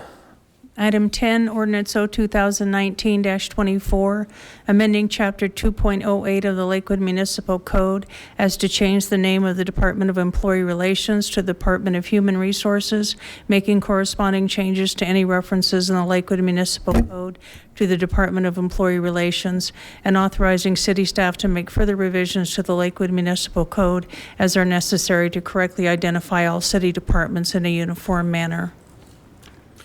Okay, and that was pretty self-explanatory. I'll now open the public hearing. Nobody's indicated they wish to speak. Seeing none, I'll close the public hearing and ask for a motion. I move for the adoption of ordinance O-2019-24 on second and final reading. Second. We have a motion and a second. Any discussion? Please cast your votes. Passes 11 ayes, 0 nays. This is a rarity for some who are here tonight. Will the clerk please read item 11? Item 11, Ordinance O 2019-25, repealing and replacing Chapter 8.06 of the Lakewood Municipal Code. All right, I'll now open the public hearing on item 11. Nobody has signed up to speak. Anybody wish to speak? Seeing none, I'll close the public hearing and ask for a motion, please. I move for the adoption of ordinance 2019-25 on second and final reading. Second. All right, motion and second. Any discussion? Please cast your votes. Passes 11 ayes, 0 nays. Clerk, please read item 12. Item 12, Ordinance O 2019-26, adding a new Chapter 2.57 to the Lakewood Municipal Code, establishing the Housing Policy Commission and appointing the members thereto. Okay, I'll now open the public hearing on item 12. Seeing none, I'll close the public hearing. Mayor Pro Tem Abel, you have a comment or question? I have a question. It seems that it might have been cleaner to come out with a brand new ordinance than attaching this to the Lakewood Housing Authority authorization that first passed how many years ago? And so, Ms. Franks, why that ordinance and not a brand new fresh start?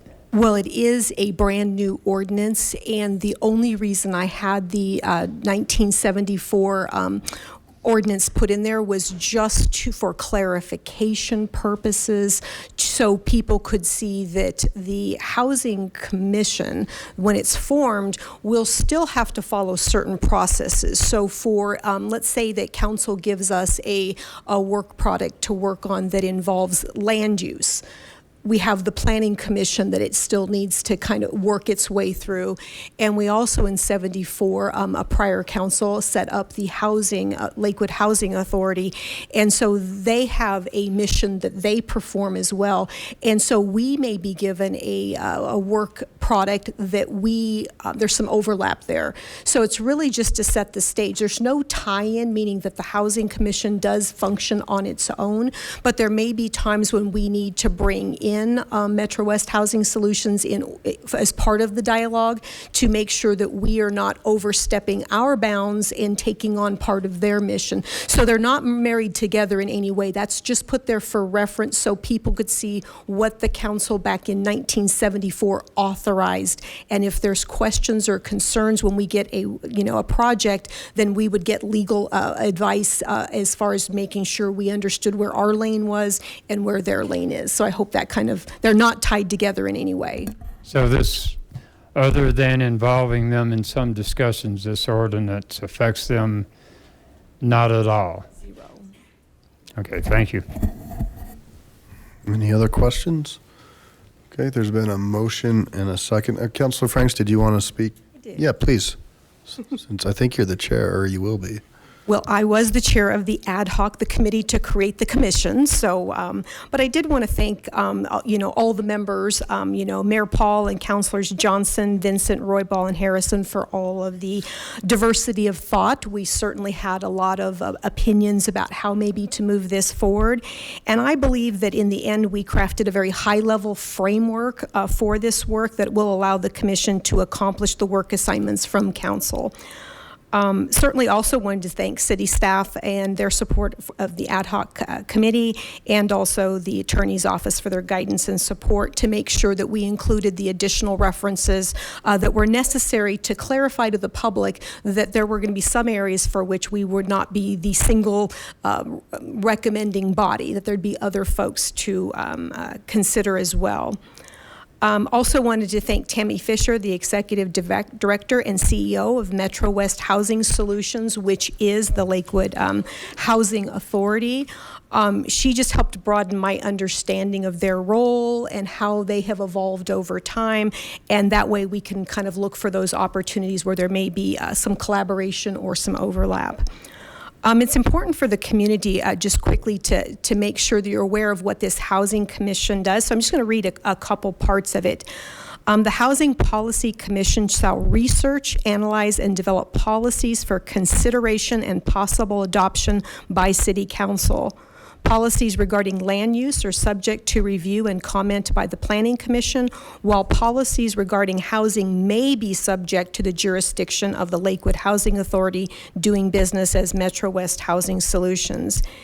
And then the items in which we had determined that were going to be listed but not inclusive were what might be desired ratios for housing versus commercial development, talking through density and housing growth, what's the impacts on our infrastructure, what kinds of housing stock diversity, availability, attainability, protecting our historic buildings and neighborhoods, and housing quality and safety. So those are very broad things that we put together to give us a high-level framework.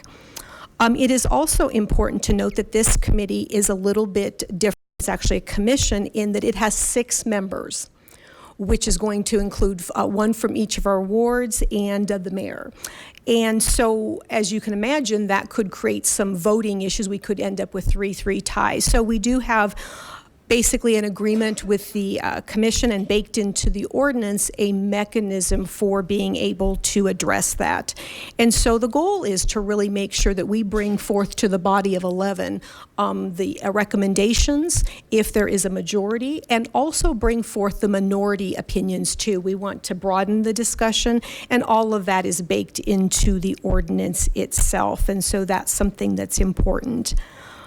The other part of that is picking a chairperson. With 6 people on there, you could end up in a 3-3 tie of people vying for the chairmanship of this, you're hearing I'm saying vying for the chairmanship of this.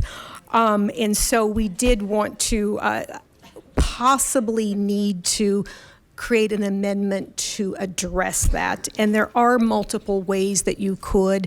In the first round, it could be as the ad hoc chair, I take the votes and we do a couple rounds, and if we're not able to get to something that is amenable, where we have a majority, a simple majority, then we could have to adjourn and bring it to the body of council where we do have 11 and we could get a vote. So there's ways to address that, but again, with a 6-member, which we thought was the best way to move forward, because the mayor represents the entire city and brings a lot of dialogue to the table, but it could result in the fact that we don't get a chair nominated in future years, because I don't know that we're going to have a cat fight for this first year. So that's just something we should consider if we think it's an issue.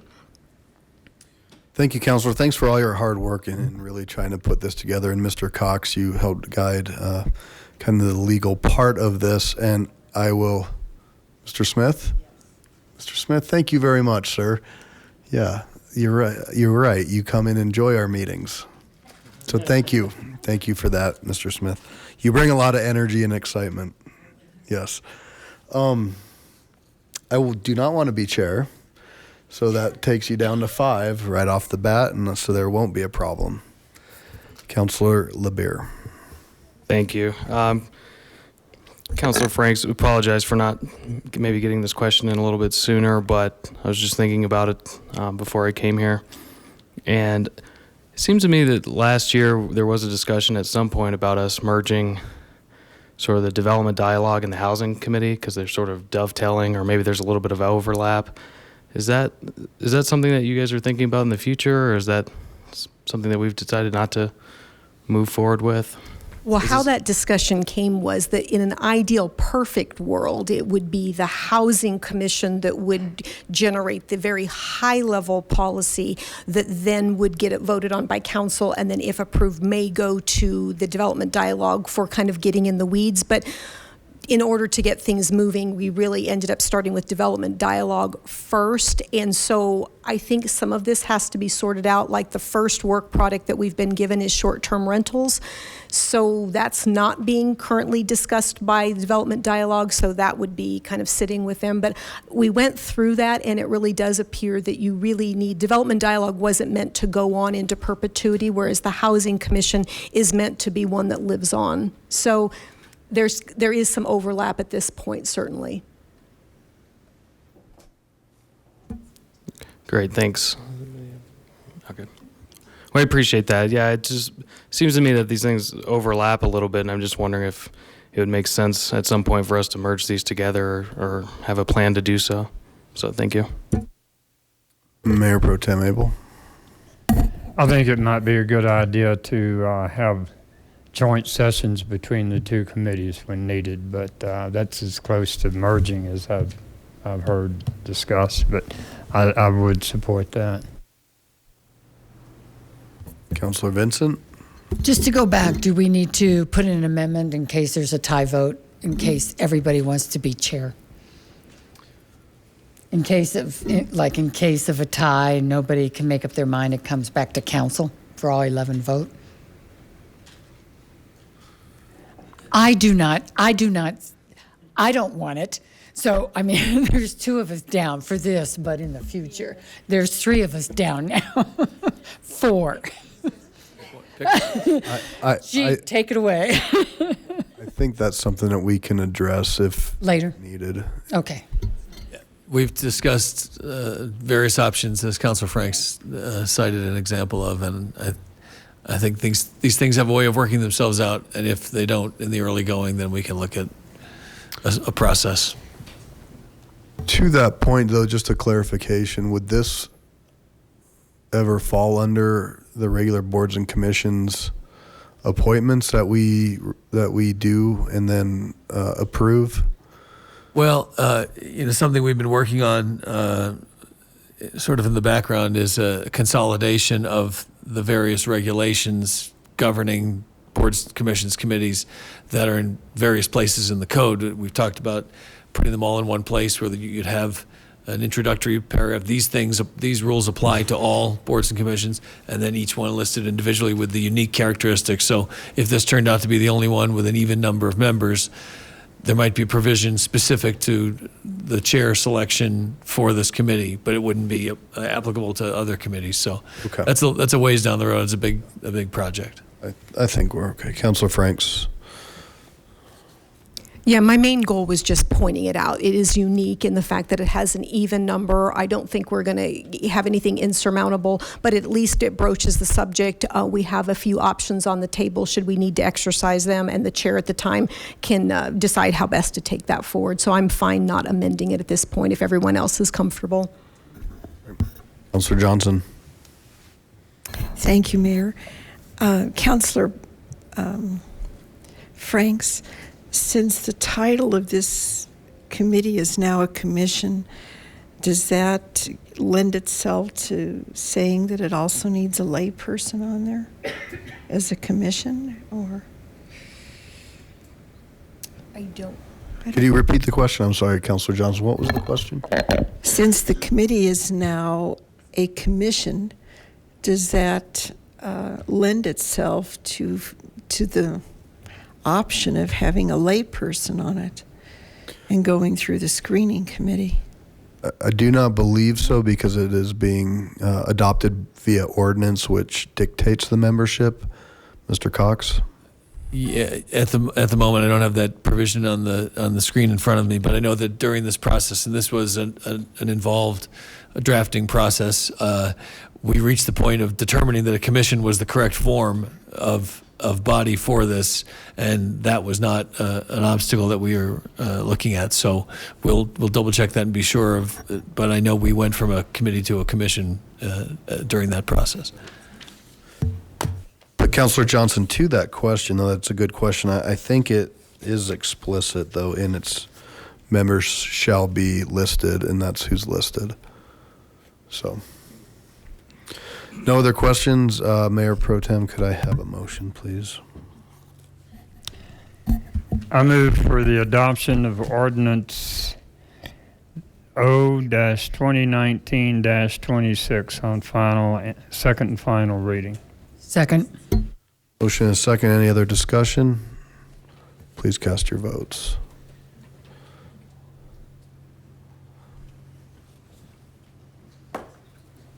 And that passes 10 ayes, 1 nay, the nay being Councillor LeBaire.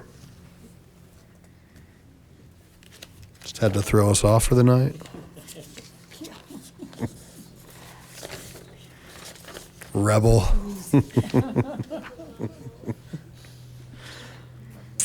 All right. Will the clerk please read items 13 and 14 into the record? Item 13, Ordinance O 2019-27, adding a new Chapter 5.57 to the Lakewood Municipal Code concerning the licensing of commercial micromobility companies.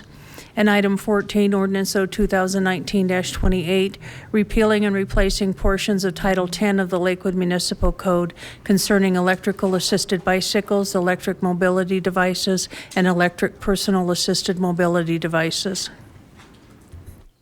Okay, I will now open the public hearing, and Councillor Franks wanted to address the body prior to the presentation. Well, I guess I wanted to ask Ms. Hodson if she thinks it's best at this point to have the presentation. I think it's short, and then me go into my. I just want to make sure, you know, we kind of respect the fact that we brought folks here. There is a presentation. It's not very long. If it would make sense at the end of that and before public comment, I make my comments. Yes, thank you. That would be my recommendation, that the presentation that our Public Works Director, Jay Hutchison, is, it's a lighter presentation than what you got at the study session. So I think that's a nice way to kind of frame up the issue, and then we can proceed with comments and recommendations. Thank you. All right. So with that, Mr. Hutchison, good evening. It's nice to see you. Thank you, Mayor.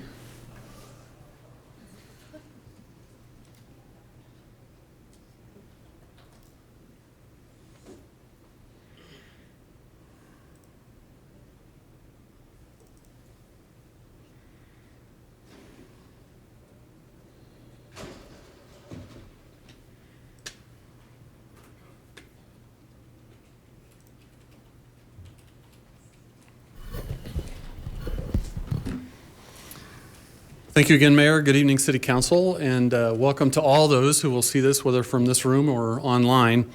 My name is Jay Hutchison. I serve as the Director of the Department of Public Works, and returning to talk again about micromobility.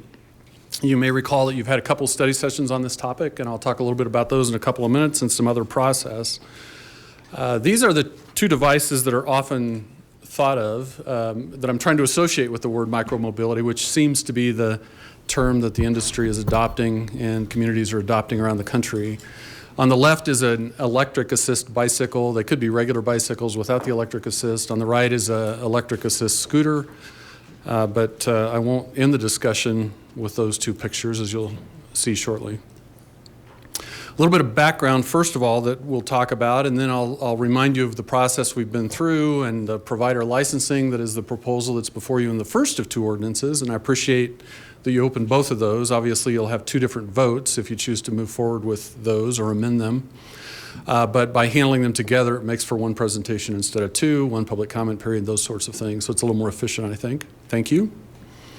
I'll talk more about that provider licensing that's in the first of the two ordinances that are before you. I won't talk in much detail about the rules of the road. They're pretty simply described, and then I'll mention the action that's suggested for council tonight. First, a little bit of background. I already described what the devices are that are in these pictures, and this is an evolving industry. As you may remember, it's only been a year, 2 years since they've even been starting to show up around the country. Maybe only a year or so in the Denver area, as a commercial enterprise. Now, they're privately owned electric assist bicycles and electric assist scooters, which the second ordinance would apply to, regardless of what happens with the first ordinance. But the first ordinance directly applies to the commercial entities who have a business in which their business model is to provide these kinds of devices to the public for their use. Because it's new, there are things changing in the industry and changing with public concerns and public interest, and so we'll talk a little bit about that tonight as well, not in great detail. The license, which is the first ordinance the first ordinance would implement, is a framework under which there are some very rigid things that are prescribed for any providers who might apply for a license, and then there's also some flexibility to try to provide a way to deal with some of the changes that are probably going to happen, both because of public concerns and interests, and also changes in the industry. I would like to clarify at this point, because it's been a question in the past, that this is not a program that the city is going to be the sponsor of, in the sense that the city's not going to be providing any of these devices. The city's role with the approach that's proposed is to regulate the companies, the private entities that provide the devices. The city's costs I'll talk about a little bit, and they'll be relatively minor and recovered, but the city is not going to be the provider, and that needs to be clear, I think. This was the front page of the Denver Post today. This is a new device, and it's one similar to one that we talked about in our discussion in October. It's still a scooter. You'll notice there's no pedals to make it a bike, but it looks a lot like a bike. So we're going to begin to see some of the hybrid kinds of things happen. This is the picture that you saw in October, very similar, and it's a device that's now being introduced in other communities. So this is just an example of how the industry is evolving, and some of the reasons for the evolution are evident, and actually in the picture on the left particularly, the larger wheels, suspension system, a basket so people can carry things, a place to sit down so it's a little easier to ride, the center of gravity of the rider is lower so it's a safer operation as well.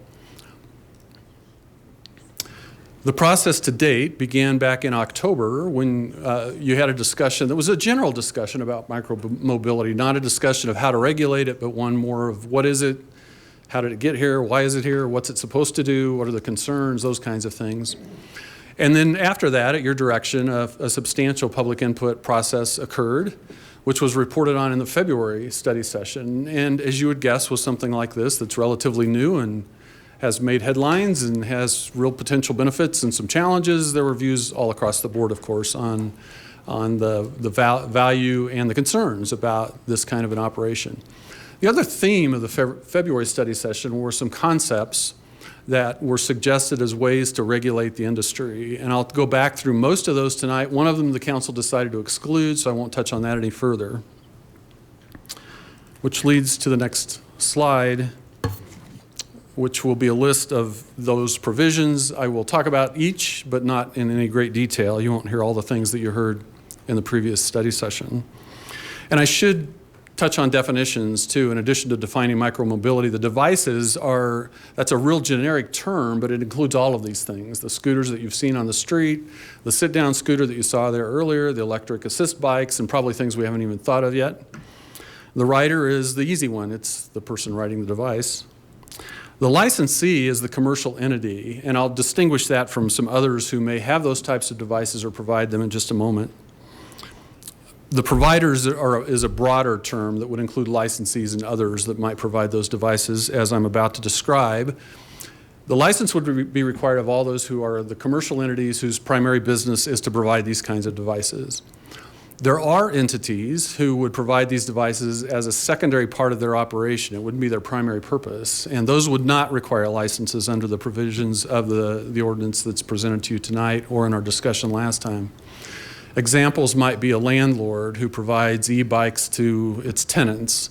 Clearly, being the landlord-tenant relationship as the primary relationship, the provision of the bikes is a secondary thing, and so they wouldn't fit in the license requirement. It could happen with universities and staffs. It could happen with employers and employees, a variety of different ways that can happen.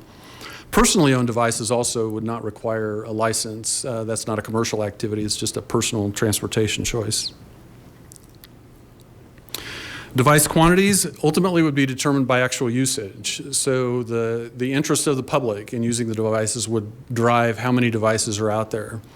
Obviously, some kind of assumption would have to be made initially, but that number then would drift as the public makes its choices on which devices they like and which providers they like.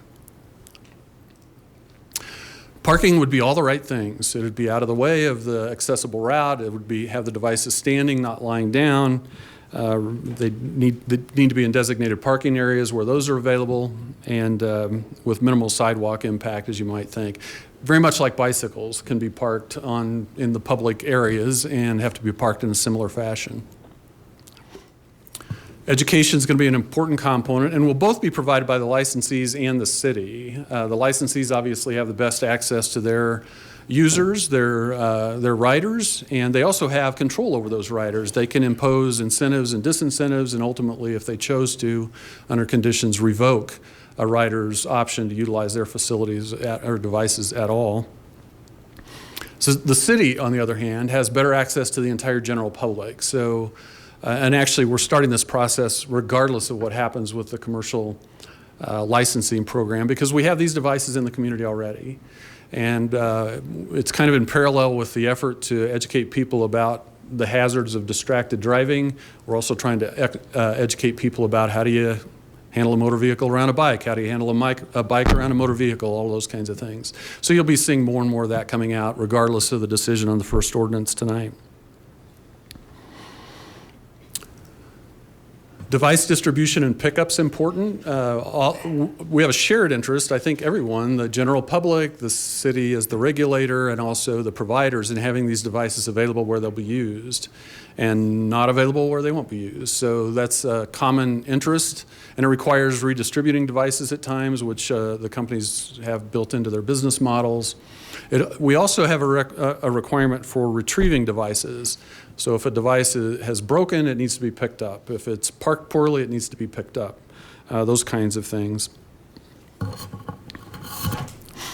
On that note, I want to mention that the city would be the last resort actor in dealing with these devices. So if the licensee doesn't come out and pick up a device that needs to be picked up, the city would have the authority to go out and get it and be reimbursed. The reimbursement method is based on a deposit that each licensee would have to make, a cash deposit with the city at the time they receive their license. So the money would be already available, and that amount would be determined based on experience with each provider as time goes on.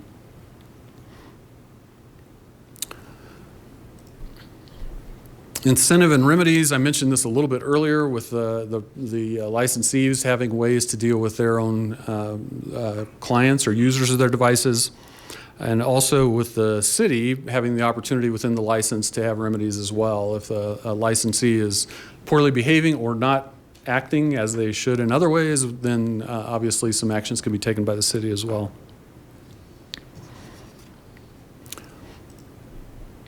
I'll just mention a few of the other license requirements. The licensees would be required to carry general liability insurance, indemnify the city against claims, waive claims against the city.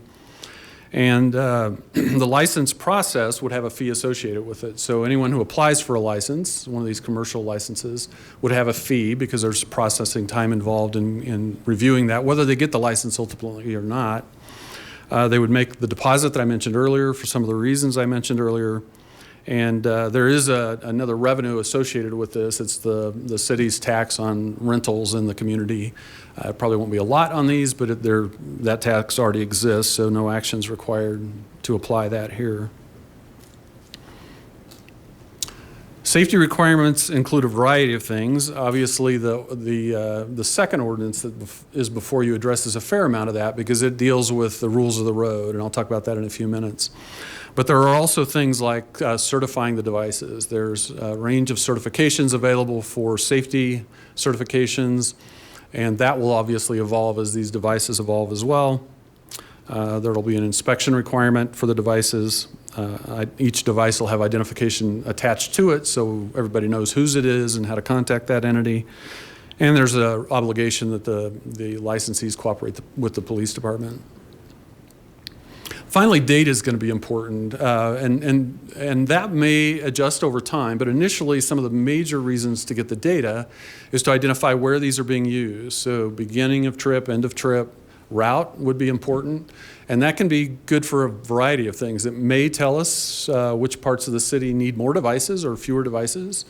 It may also give input, well, it would give input to decisions about prioritizing infrastructure changes or improvements over time. Wouldn't be the only factor, but it could certainly be one.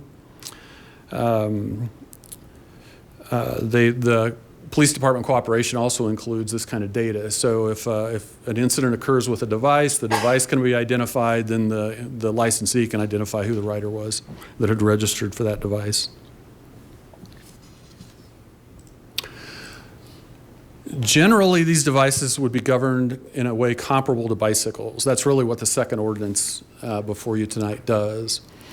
That is based in part because the state law changed this year. It would not have allowed the kind of regulation of these devices that we had discussed in our previous study session. And it was just a month ago, I think, that the governor signed that bill and put it into effect. So now the state law is consistent with what we discussed in the study session and consistent with the second ordinance that's before you tonight. There is a little bit of an exception on the comparable to bicycle part. With the licensing of the commercial micromobility providers, there is going to be the opportunity to restrict where those can be used in another fashion. A couple of examples, both relate to areas where there's a higher level of pedestrian activity. I think we talked about Belmar last time, where the sidewalks there are higher numbers of pedestrians, they've got other features on them, the doors swing out into those areas, and the streets themselves, the pavement where the cars go is relatively low speed and moderate volume streets. So these devices probably fit better on the streets in Belmar rather than on the sidewalks. We don't have a lot of sidewalk areas that have that intensity, but we have some parks that do.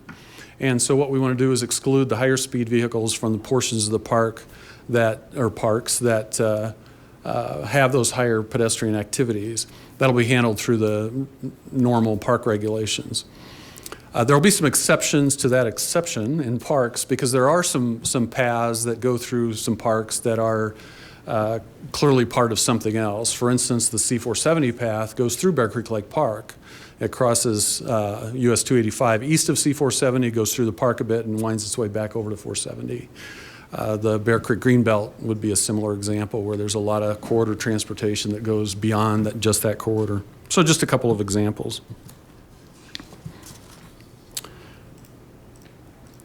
And my final slide, there are the two ordinances that are different, they're separate. The first one is the one that provides the licensing. The second one provides the rules of the road, which would apply or could apply if you approve it to vehicles that are out there today, because there are e-bikes out there that are not commercially provided in the fashion we're talking about. There are scooters out there that are not provided in the fashion that we're talking about too. There are Segways out there that are not provided in the fashion that we're talking about licensing. So the intent here is with the second ordinance to create rules of the road that fit even today's condition, regardless of the micro-mobility licensing. But then the first ordinance is the one that describes and would create the licensing. With that, I think I will sit down and be happy to answer questions. And I want to thank, I think 4 or 5 of you had provided questions earlier, and I really appreciate that. Hopefully those responses were helpful, and happy to answer additional questions. Mr. Hutchison, thank you very much. Ms. Franks. First, I wanted to thank Mr. Hutchinson for all the really good responses that we got. I think the process that we are working towards to get questions into you guys earlier is certainly resulting in higher quality data the night of. So, and that's really helpful. It's nice real time.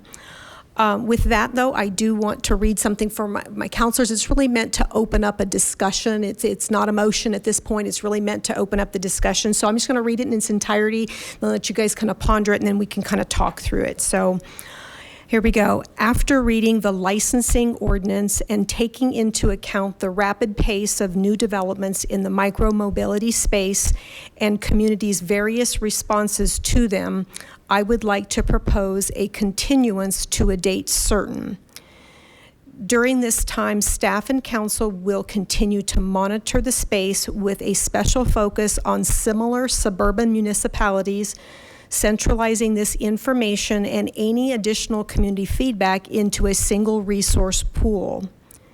Then on a date certain, in January 2020, which the city manager can help us determine the actual date, we would combine all of this new information into a single topic study session to shape the proposed ordinance to best fit the unique and diverse needs of our various communities while retaining as much flexibility to accommodate ongoing advances. The revised ordinance would then be put forward for first and second reading for an up-down vote after any final amendments, which should be few to none at that point. Another benefit of this timeline of a spring 2020 implementation, if the ordinance passes, would be expanding that first year data set to include more months of the writing season. So, and this comment is really restricted to just the licensing portion. Mayor Pro Tem Abel.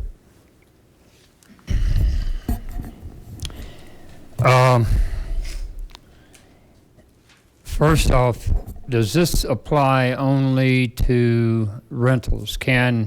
What is the status of user-owned electric micro-mobility vehicles now? Thank you, Councilor. Right now, they're bicycles are addressed in Title 10. I suspect that includes electric bicycles, but the scooters are not. Segways, those kinds of vehicles are not either. The state passed legislation that allows these things to be used on streets. Does that not cover Lakewood's private ownership scooters? Yes, thank you. The state law does apply. So I could go out and buy a scooter and ride it on the streets in Lakewood today? I believe that's true. Okay. As far as the variable, I believe you referred to lower speed and higher speed. We have some representatives from the industry here, or did have. Do they make vehicles that only go, say, 6 miles an hour? Let me put it this way. Denver allows folks to use scooters on sidewalks if they keep the operating speed under 6 miles an hour. They can use the streets for over 6 miles an hour. I thought you were proposing perhaps rules for a lower speed vehicle and a higher speed vehicle, or do we recognize that there would be a lower speed on these park trails, even though the vehicle is capable of going at a higher speed? I'm going to ask City Transportation Engineer Mike Whitaker to respond to that. He knows that better than I. So the vehicles pretty much are capped by the manufacturer and the operators at a certain speed, and it's up to the rider to obey the 6 miles per hour, for instance, in Denver. The industry is working on some ability to use geofences. I know San Francisco's requiring some parks in certain areas to be fenced off, but the industry is not quite there, but it's probably down the road. Okay, but we could, if we allow this, then we we could authorize variable speed vehicles and just set a speed at which they could not exceed on park sidewalks and other places where we want to see lower speeds. I suspect that's right, yes. Okay.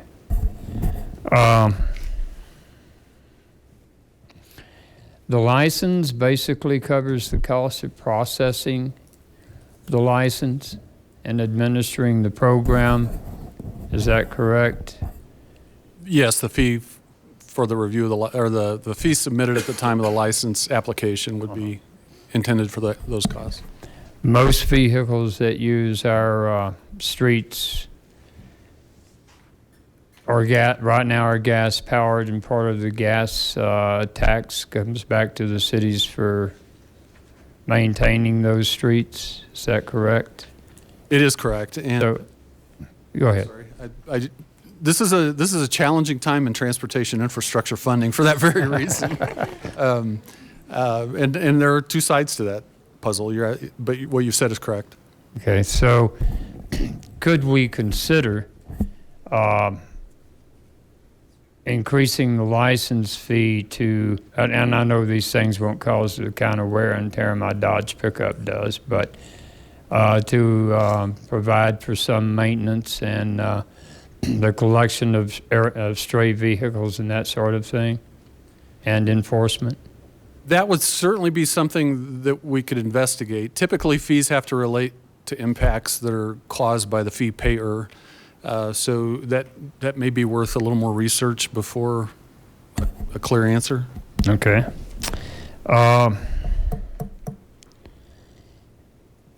We're looking at transit stops for docking areas, is that right? One of the problems Denver's having is folks taking it from the docking station and then leaving a vehicle on the edge of the curb somewhere, interfering with the use of the sidewalk and that sort of thing. Are we looking at specific areas where they would be left for collection so that they're not scattered all over the sidewalk at Root's End? Yes, and that's something that's driven or would be driven by this ordinance by a little experience. We frankly don't know where we're going to have that kind of problem where there'll be a larger aggregation of devices. It's probably going to be light rail stations, perhaps some other areas.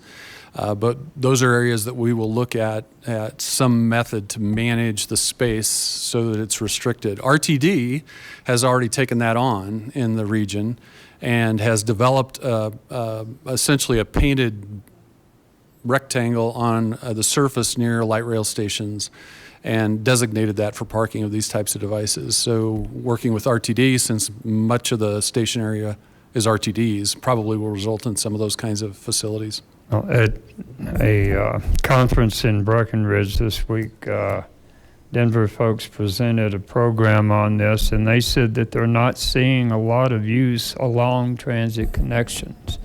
That is, they're being used to get from point A and point B. Once people have commuted into town in their vehicles, then they're used to get around downtown Denver. So they're not seeing a lot of commuter use of these things.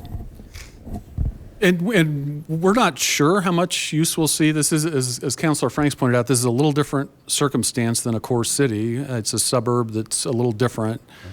We won't have the intensity of use that Denver sees in its core downtown, I don't think anywhere in Lakewood. But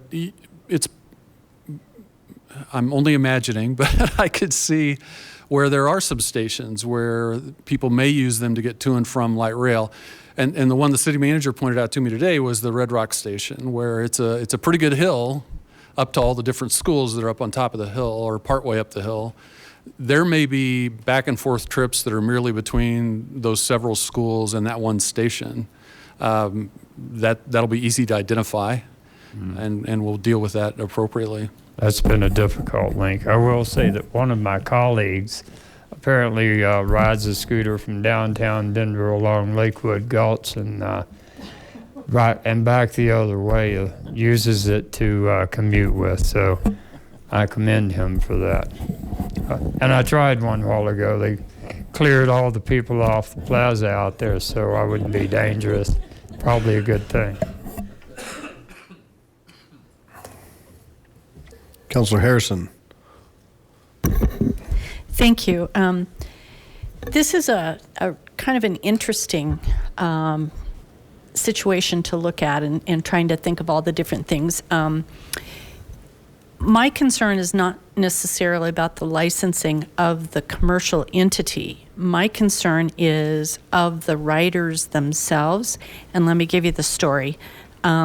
Kid decides it's really fun to ride the scooter, and we just talked about it's now legal for scooters to be ridden effectively on the streets, but kid doesn't have a knowledge of any kind of motor vehicle requirements and laws and how to be safe. Now, I realize parents should be involved in this question, but sometimes they're not, or the kids just act on the whim. Do we have any requirements that would say that the commercial rental business would require driver's licenses or some sort of licensing for those operators? Because my concern is we're going to have 12, 13, and 14-year-olds, because this is a new set of wheels that they can get their hands on, taking off and riding on the street and not being aware of all of the motor vehicle laws. And I'd be concerned about their safety. We saw a situation close to my office where a kid was riding a tote goat down the middle of the road, wide open, and cars were trying to veer around them. So I'm concerned that we might have that. So that's question number one. You don't have to answer it right now if you don't want to. Question number two would be, we talked about the data sharing for, I'm going to call them the bad apples. People who, they show up in the police record. Will that data sharing be to where if we have multiple commercial rental businesses, that data sharing would go to the green bikes, to the red bikes, to the, multiple, so that once they're a bad apple with one company and are not obeying rules of the road, et cetera, that data shares, so they just go to a different rental. So I asked that. And then the last question and concern that I had presented to me by a resident was how scooters would interact with horses, because we've got a lot of trails. And thank you, Mr. Hutchinson, for identifying that, believe it or not, horses and horseback is considered pedestrian on the trails, and thus would have priority over bikes and scooters. So the idea would be they're supposed to identify themselves to the horseback rider and go around them. However, anybody that's ever ridden a horse knows things coming up behind them pretty quickly is going to be a wreck. So, that we need to take that into consideration as well. So thank you. And you can answer whatever you want to. Well, that's generous. I'm going to answer part of the first one and then ask Mr. Whitaker to also respond. We obviously are also concerned about riders understanding the rules of the road. Part of the reason for the education campaign that I mentioned earlier. And also we recognize that those circumstances exist today, as in the example that you provided. The potential licensees do usually have some restrictions on who can be an operator of their devices, and that's where I'm going to ask Mr. Whitaker to speak a bit about what those tend to be. Most of the providers we've seen to date, probably because of insurance reasons, restrict it to 18-year-olds. I've heard of some may go down as far as 16, but that's as low as I've heard. It is an evolving business model, so that doesn't mean that somebody else can't roll in and have a different business model, but what we've seen to date are pretty much 16 to 18-year-old is usually the lower limit, which may not help some of our high schools with some of their commutes. With respect to your second question about data sharing, I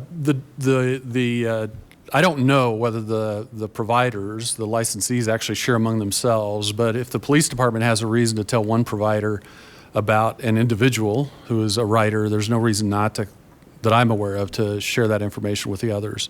Now, I may find out that there's a legal issue with that, but we'll explore that and let you know. And I need to give Mr. Countryman, Sergeant Countryman? Agent Countryman credit for the horse pedestrian answer. I got that from him. Thank you.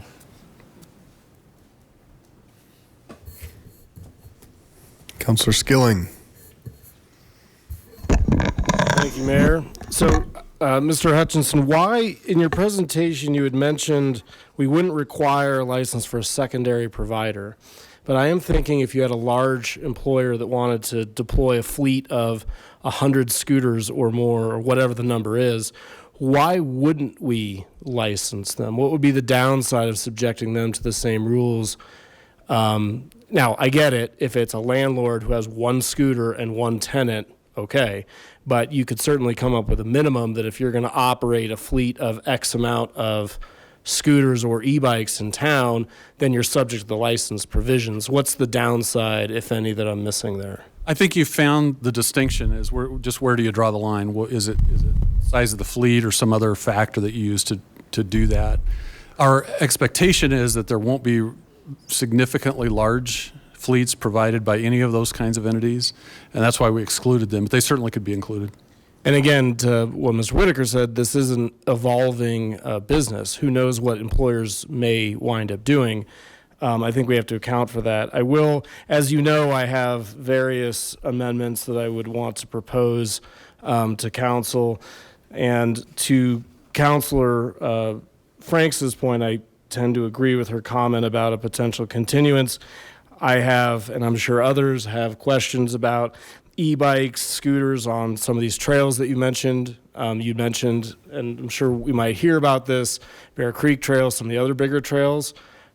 We've heard recently in public comment about the multimodal trails and the bike issues on those.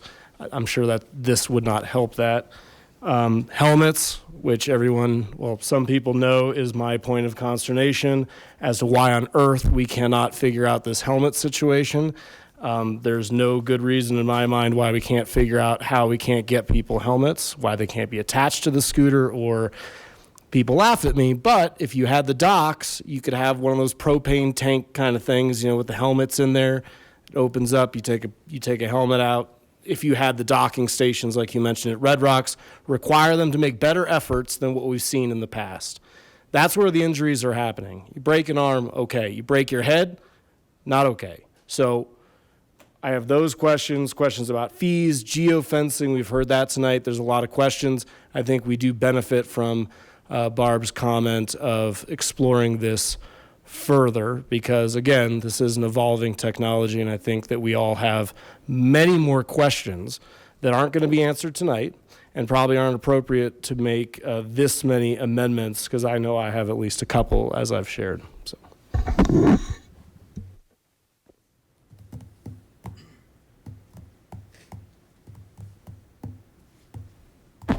That's all for now. Councilor Johnson. Thank you. Perhaps I missed it, but I'm curious, has law enforcement weighed in on this? And do they have any national periodicals that have any kind of data on what things are happening in other states? This has been a multi-departmental effort. The police department, community resources, public works, the city attorney's office have all been involved. I have no idea whether there are reports that the police department's got about this nationally. We've been trying to track every bit of information we can find, and frankly, it's all inconclusive. But with all the issues that you all are aware of, and all the advantages that you all are aware of, and it is that simply because it's so new. Even the efforts to do medical studies are mostly anecdotal. Doesn't mean they're of no value. It's just not been comprehensively evaluated yet. Thank you.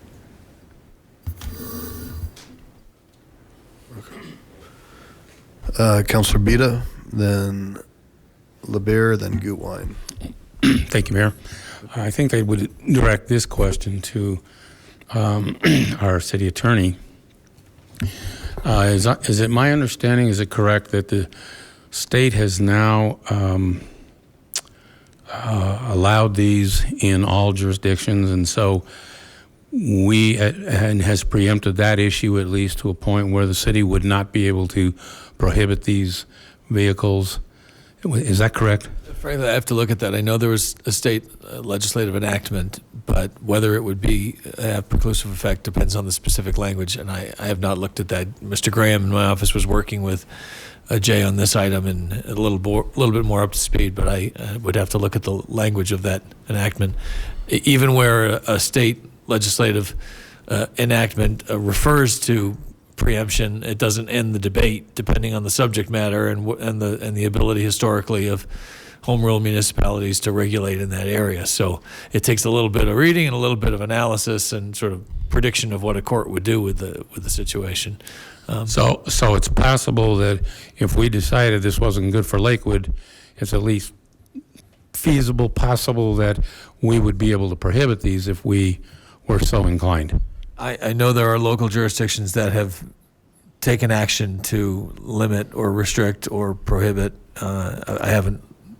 I don't have details on it, but that's an issue that's on the table, I think. Okay, I didn't mean to put you on the spot, but no problem. It seems to me that it's important for us to know, can we prohibit them or are we stuck with them? And now the next question is, do we need to regulate them in a way that we find most appropriate? And those are two different questions. Okay, so all right, then back to you, Mr. Hutchinson. So as I understand the rules now that have been proposed that would apply to both those that have been licensed as well as personally owned scooters and electric bikes, one of the things is that they would be allowed on sidewalks unless it was otherwise posted. Is that right? Is that my understanding? You're correct. Okay, and that these vehicles normally can attain speeds of 20 miles an hour, and that so that would allow one of these on a sidewalk of potentially 20 miles an hour, because there's no speed limit other than reasonable, and that's how I read the rules. Correct? Yes. So we could have a vehicle going 20 miles an hour on a sidewalk, and I'm just wondering, unless posted, under what scenario in your mind would that be appropriate on a city sidewalk? A good part of the challenge of where to ride these things in Lakewood has to do with our discontinuous infrastructure and the various facilities that we have. So an example I would suggest might be worth considering for your question might be along Wadsworth Boulevard. Riding one of these devices or any other bicycle or scooter that might be out there today under existing law without the commercial component on Wadsworth may not be the best choice. One of the advantages that we have is that where we've had a chance to get a path built along Wadsworth, adjacent to Wadsworth, those are generally shared use paths. They're a bit wider. It's not the most attractive location for pedestrians, although people use it to get to buses and those sorts of things. So in that instance, it would seem to me that it might be safer to make the choice to ride on the shared use path or sidewalk rather than in Wadsworth. There are other situations on perhaps collector streets where there might not be a bike lane, which might be the first choice, but if there's no bike lane, in that case, if it's a narrow, older, former county road in the older parts of Lakewood, there's really not much space on the roadway that's not in the motor vehicle lane. I suspect some people will choose the motor vehicle lane, some people will choose the sidewalk in that instance, just as they do today with bicycles. Wouldn't it give you some concern to have someone that having a vehicle that can weigh up to 100 pounds with a person that with average weight 150 pounds or more, so you got something going along at 250 pounds total, 20 miles an hour on a sidewalk with a pedestrian? Wouldn't that give you some concern? It certainly gives me some concern to have those in that close of proximity. And you're saying, well, we should do it because it would, as I'm understanding you, because that's the best, that might be the best for the scooter operator, but it's not necessarily the best thing for the pedestrian. I concur that a collision between those two is not going to be fair. The challenge with these devices, and regardless of whether there's the commercial aspect or not, whether it's today with any bicycle or other kind of vehicle like this, is that their mass is too small to put them with the cars. Their mass is too big to put them with the pedestrians. So there's the bike lanes are probably as close to middle ground as we can find, but our system's just not continuous enough to provide for that. So if these vehicles are going to be allowed in the city, which is obviously a question, or at least the commercial model, then it becomes a question of where's the most safe place for all the parties involved, and what's the most safe operating method for all the parties involved. And that's why in the Title 10 revisions, you'll see that a variety of things would apply to these kind of operators, including reckless driving and careless driving charges and those sorts of things. As with much of transportation, how humans treat each other is kind of the bottom line. And I completely agree with your point. If they're going to be in the community, including bicycles that we've had for decades, I would rather see a bicycle not on Wadsworth, given the choice. Okay, I think given those answers, just for the record, I'm going to say I agree with Councilor Franks. I don't think that I'm ready to accept or vote in favor of of allowing these to be licensed. And I think before we even go any further, we need to know whether we can even entertain the idea of rejecting the whole idea under state law, or whether we're stuck with these under private ownership, and if so, then what sort of rules do we want in place? And certainly I would not very receptive to the idea of allowing these on any sidewalks where pedestrians are. I think because I think we're creating some undue and unnecessary risk for our pedestrians. And I think I'm just not comfortable with that. So I'd be inclined to send this back to the drawing board. Let's find out what we can and can't do in terms of rejecting this whole entire proposition. And if we're stuck with them, then take on a hard look on rules just towards the privately owned ones and start with that and see how it works in our city. And then at some point down the road, if we are comfortable with it, taking a second look at the licensing. But that would be my recommendations going forward.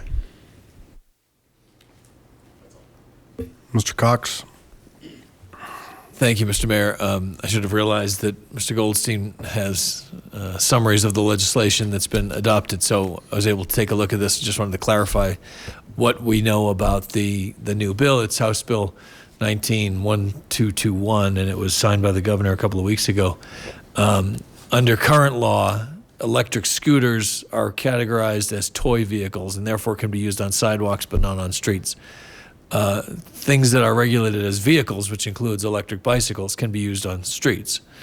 This bill takes the electric scooters out of the definition of toy vehicles, therefore precluding them from being used on sidewalks, but made them vehicles so that they can be used on roadways like electric bicycles and other vehicles are used on roadways. And the only other the piece that I have here that is significant for our discussion is that a section of the bill specifically authorizes local governments to regulate the operation of electric scooters in a manner that is no more restrictive than the manner in which the local government may regulate an electric assisted bicycle. So from this summary, there's no real clue as to how the home rule preemption argument would stand up, but the bill does specifically tell us what local governments can do with regard to regulating scooters, and it's anything that's up to as restrictive as how we can regulate electric bicycles, and no more restrictive than that. And as I understand it, we allow electric bicycles at this point. Is that not right? They're in Lakewood vehicles, and so they're on the streets here as elsewhere. So they're permitted in Lakewood already. We don't have a prohibition in place under our ordinances. So that would, if I'm understanding what you're saying, then we would have to allow scooters as well and the other devices, electric devices, but we don't have to allow them on sidewalks. We would have to allow them on streets, which is what what the statute is saying. The scooters would, as currently regulated by the state, they'd be allowed on the street, but not on the sidewalks. So anything we do would be allowing them on sidewalks would be allowed by the statute, but not required. Well, your question was about, your previous question was about, can we regulate them? Can we limit them? And there are limits per the state law as to what we can do. The question remains, do we have the authority to go beyond what the state has said we can do? That's where preemption becomes an issue. And as I said, there's nothing in here declaring it a matter of statewide concern, but that doesn't mean it's not in the bill. And that would be part of the analysis as to whether we could regulate more strictly. This says we can't. A home rule that may or may not be the case. So further research would have to be done on that. Is it your opinion that we could not restrict them off from sidewalks altogether? We can restrict them from sidewalks per the state law, but no, can't be more restrictive than that per the state law. Thank you. Yep. Councilor LeBeer. Thanks, Mayor.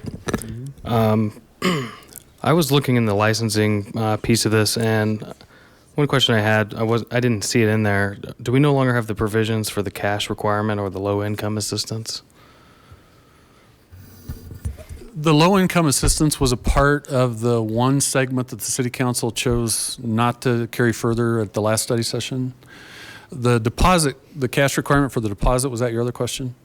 Or cash acceptance for low-income income riders? That too was excluded in the discussion. At least that was my understanding. The council's direction was not to pursue that. Okay. The other question I had, this is sort of aligned with what Councilor Bita was saying, but I'm just trying to, I think, get to a different conclusion, which is, can we just prohibit ridership on the streets, on state streets, such as Colfax or Sheridan, or like excluding the shared use paths, but actually on the road?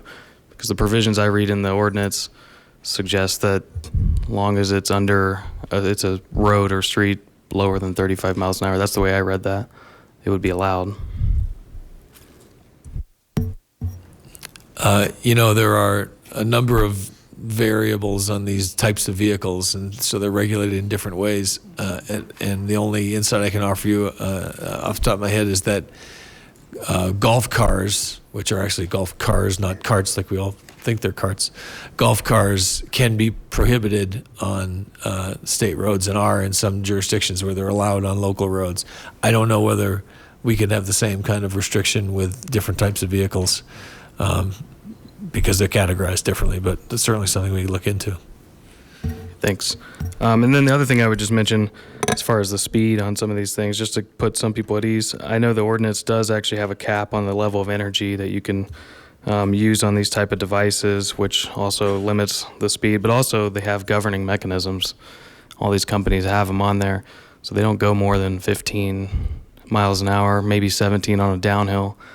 And I've used Bird, Lyft, Lime, and Swift, so I have some pretty good exposure on some of those. Also, I think there's a little bit of a free market argument to some of this, because obviously it's not super efficient for them to be maxing out the battery usage and the amount of power that they're putting to these things. And I'll also add that it's not super comfortable to ride at 15, 17 miles an hour, hitting bumps and things like that, especially on a sidewalk. Now, a shared use path like the Lakewood Gulch, not saying I've used it before, but you can see a mile down the road, there's no people on it, it's only bicycles. I mean, that's the kind of prime location for these type of devices in my mind, and also bicycle paths, obviously. Or our new sidewalks that we're building, that they're not called sidewalks, they're calling them shared use paths, and they're 10 feet wide. I sort of see those as ideal places for these type of devices. Anyway, thanks. Thanks. Councilor Gutwein? Thank you. Yes, I agree. 15 miles an hour does feel really fast on a scooter. So first of all, I do think the micromobility is really important, and it's going to continue to be an important mode of transportation, especially as we're trying to figure out last mile connections and people going from light rail and then getting to Belmar or to school, or any of the other examples that were mentioned. I think it's really been smart that Lakewood has had a cautious approach to this. I know that in some cities where they were a large number of scooters were allowed to come in before there were any regulations, and I think that it didn't always go very well. So I really want to thank staff for the hard work that you have done in really looking at how other cities have seen the implementation go and learn from those, and try to address a lot of those concerns. I can hear from my colleagues that it sounds like there's not much of an appetite to move this forward tonight. And here's what I would just like to add to the conversation as we continue discussing. Number one, the two biggest concerns that I hear is about safety and about the parking. I think the parking conversation has been well addressed by this ordinance. The key concern that I have is in ensuring that the deposit that you discussed establishing is sufficient to cover the cost of the program, because I suspect that staff will play a role in collecting those, the scooters. I also do share a concern about allowing them on even Bear Creek. Councilor Skilling mentioned this, but we already get complaints about bikes in Bear Creek, so I don't think that it's appropriate at this time to allow them on our open space paths. And then I think that as we continue, what might make sense doing is to allow them consider using geofencing as a tool to ensure that we're avoiding high areas of pedestrian use. So I'm thinking Belmar, you mentioned that as an example, that we could prohibit use in Belmar, and I think in the first year that may make sense, so that people could park the scooter outside of Belmar, hop off the scooter and walk within Belmar, so that we avoid a lot of that pedestrian conflict. I think that might be an appropriate way to ease into this for Lakewood. So again, I just really want to thank staff for the great work that you've done. I do think we should continue to have this conversation. I do think there is a place for them in Lakewood. I agree that we need to make sure it's a safe process. Thank you. Councilor Franks, and then we still have public comment. Okay. Just wanted to add a few things to the discussion then. Certainly want to disclose I'm an e-bike owner. I do have the kind that doesn't even require me to pedal, just because I'm in the Green Mountain area, and that's a big deal sometimes. I did want to support the looking at the age limit, certainly support helmets. Other things that I think council we want to consider kind of forward looking is the review criteria of licenses. I'd like to look at something where the companies have to have like a favorable BBB or similar rating system, show good customer support if we go down those lines. I know some communities are looking at a daily donation per device. That might bump up against our Tabor limits, so but just wanted to throw that out there that some communities are looking at that to defray education costs and also to address infrastructure.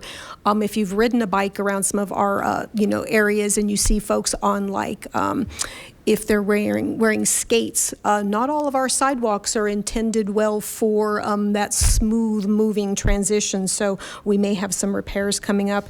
And then I wanted to circle back to what Councilor Skilling was talking about. We are seeing a lot of consolidation in the transportation sector, where you have companies who maybe are ride-sharing companies who are also getting into the micro-mobility space. And so when you're starting to look at what their primary versus secondary, it may be they're doing both transportation transportation, just very disparate, different kinds of transportation. So just wanted to throw all that out into kind of more of the conversation rather than any direction. And if anyone needs me to kind of reread what I thought might be a good path forward at some point, just let me know. It might be helpful if you're trying to understand what I was proposing, to see if you want to do something similar, because eventually we're going to need some kind of a motion on this. Mayor Pro Tem. One thing I forgot to bring up that occurs to me is liability. If you're on our streets in a motorized vehicle other than these scooters or bicycles, you're required to have liability insurance, and I'm wondering if we could add that as part of the licensing. I'd also like to ask Ms. Harrison if private owners are covered by their homeowners insurance in these. So the concern then would be just rest then with the any that are licensed for livery use. Okay. Oh. Mr. Cox. I'm sorry, for livery use mean? No, yeah, being commercial renting for transportation, like horses used to be rented from the livery stable. I believe fleet owners also have to have a livery license. We do indeed, and we have livery plates. Okay, so can I get an answer? Well, I'm not sure, frankly.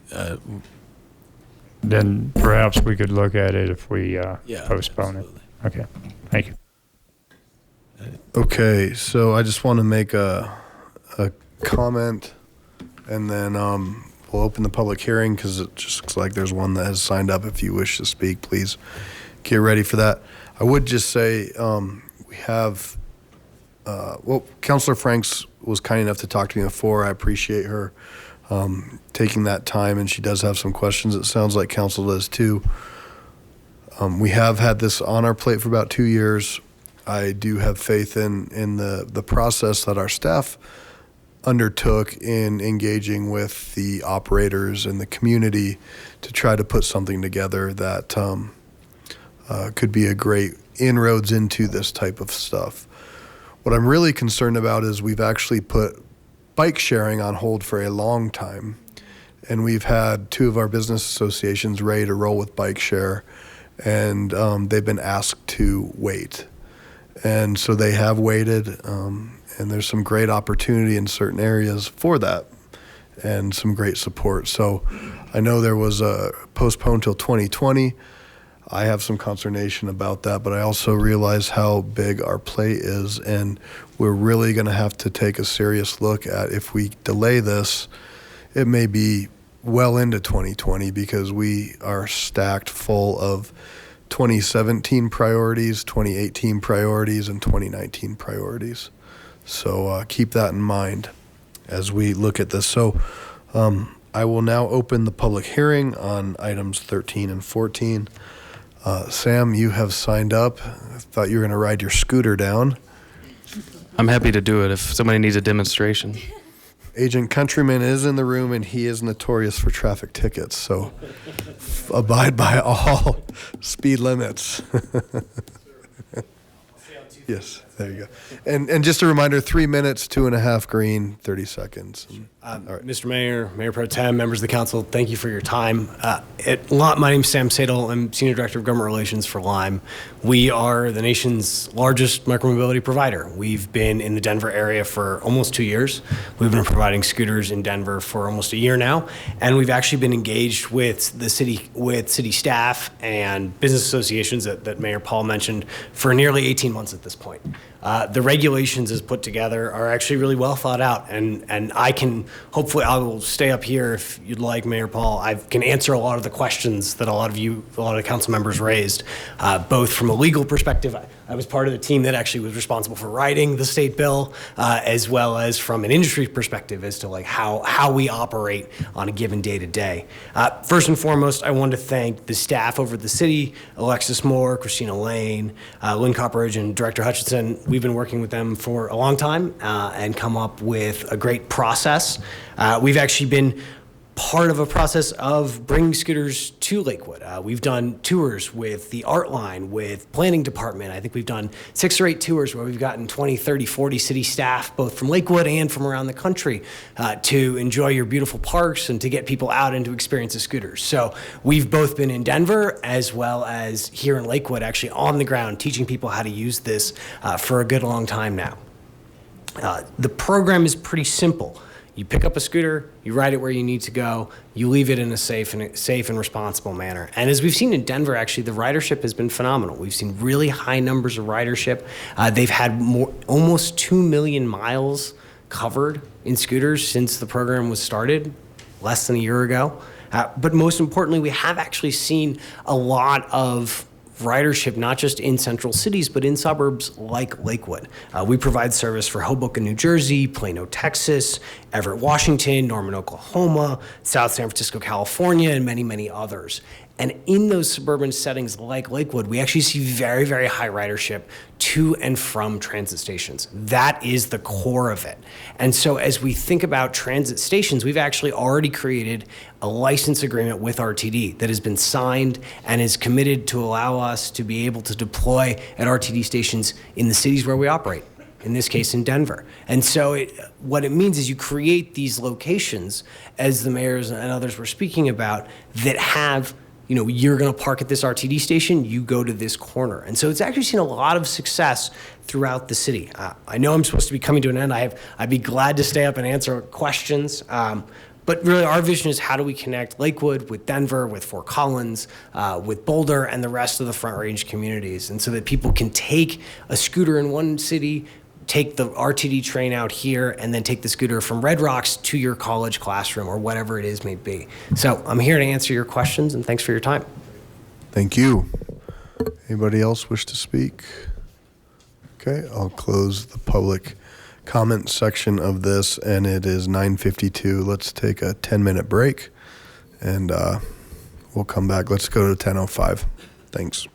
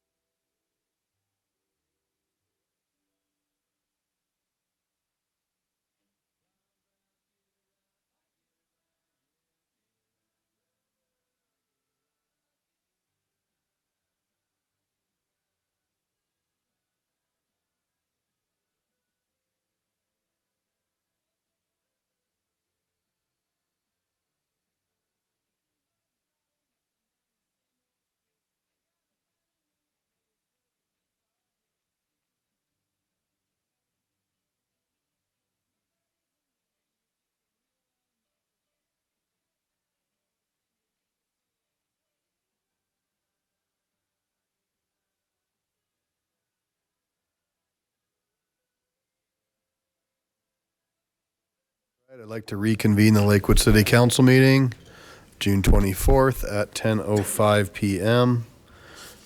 So we've had a staff presentation, we've had council discussion, and we've had public comment and a short break.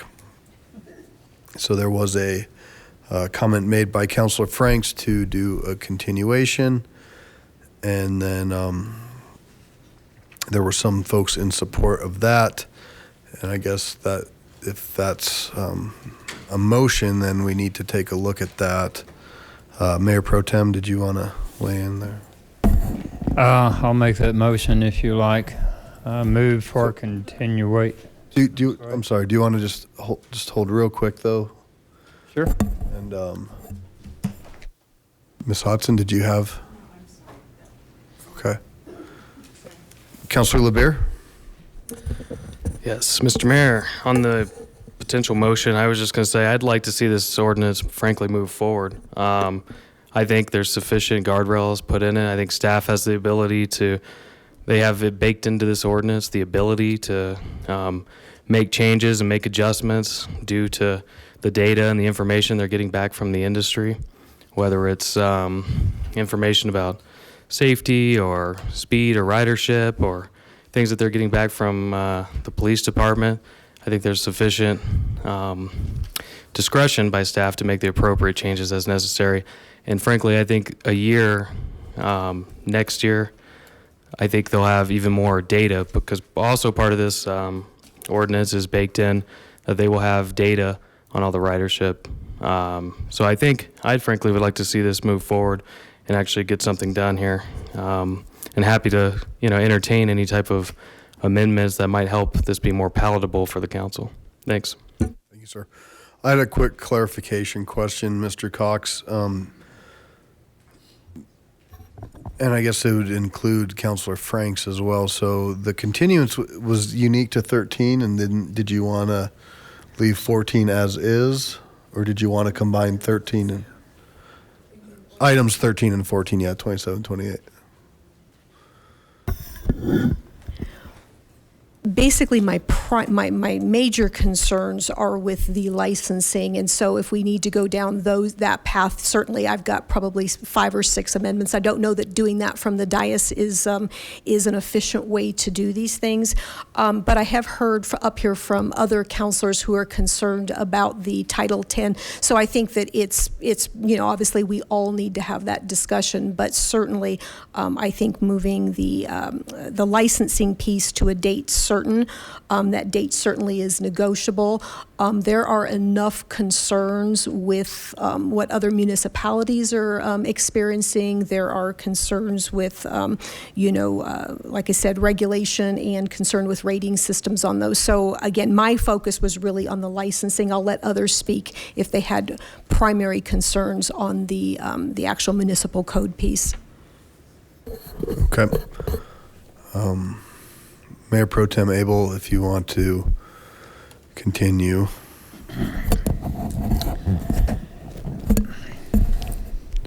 Shall I move for continuance or for adoption? We need to probably get off of one of those. Okay, So- let's give it a shot for continuance. I move for the continuance of ordinance O-2019-27. I second. We have a motion and a second. Any discussion? Councilor LeBear? Wouldn't that have to be the other way around, because we haven't introduced the motion to even know what we would be postponing? We had not received a motion, a general motion on 27, had we? Right. So then the only thing left would be for identification of a date certain, if that's the intent, was to move it to a date 6 months out, I think I heard. So I think Mayor Pro Tem was meaning that it would have been the proposal by Councilor Franks, which was January 2020. January. I move for continuance of ordinance O-2019-27 to a date certain of January. It looks like we can have a study session on January, I believe it's January 6th, 2020. Study session allowing for another conversation to summarize what we've learned in the last 6 months and additional public feedback, et cetera. And then from that, then we would schedule, would we need first and second reading or just? It really depends on what happens in between now and then, including the study session. Was it the intent of the maker of the motion to continue to a study session, or had we not gotten that far? To continue to a study session on January 6th, 2020. Yes, sir.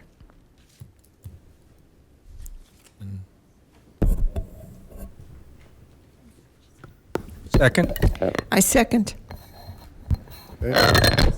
We have a motion and a second to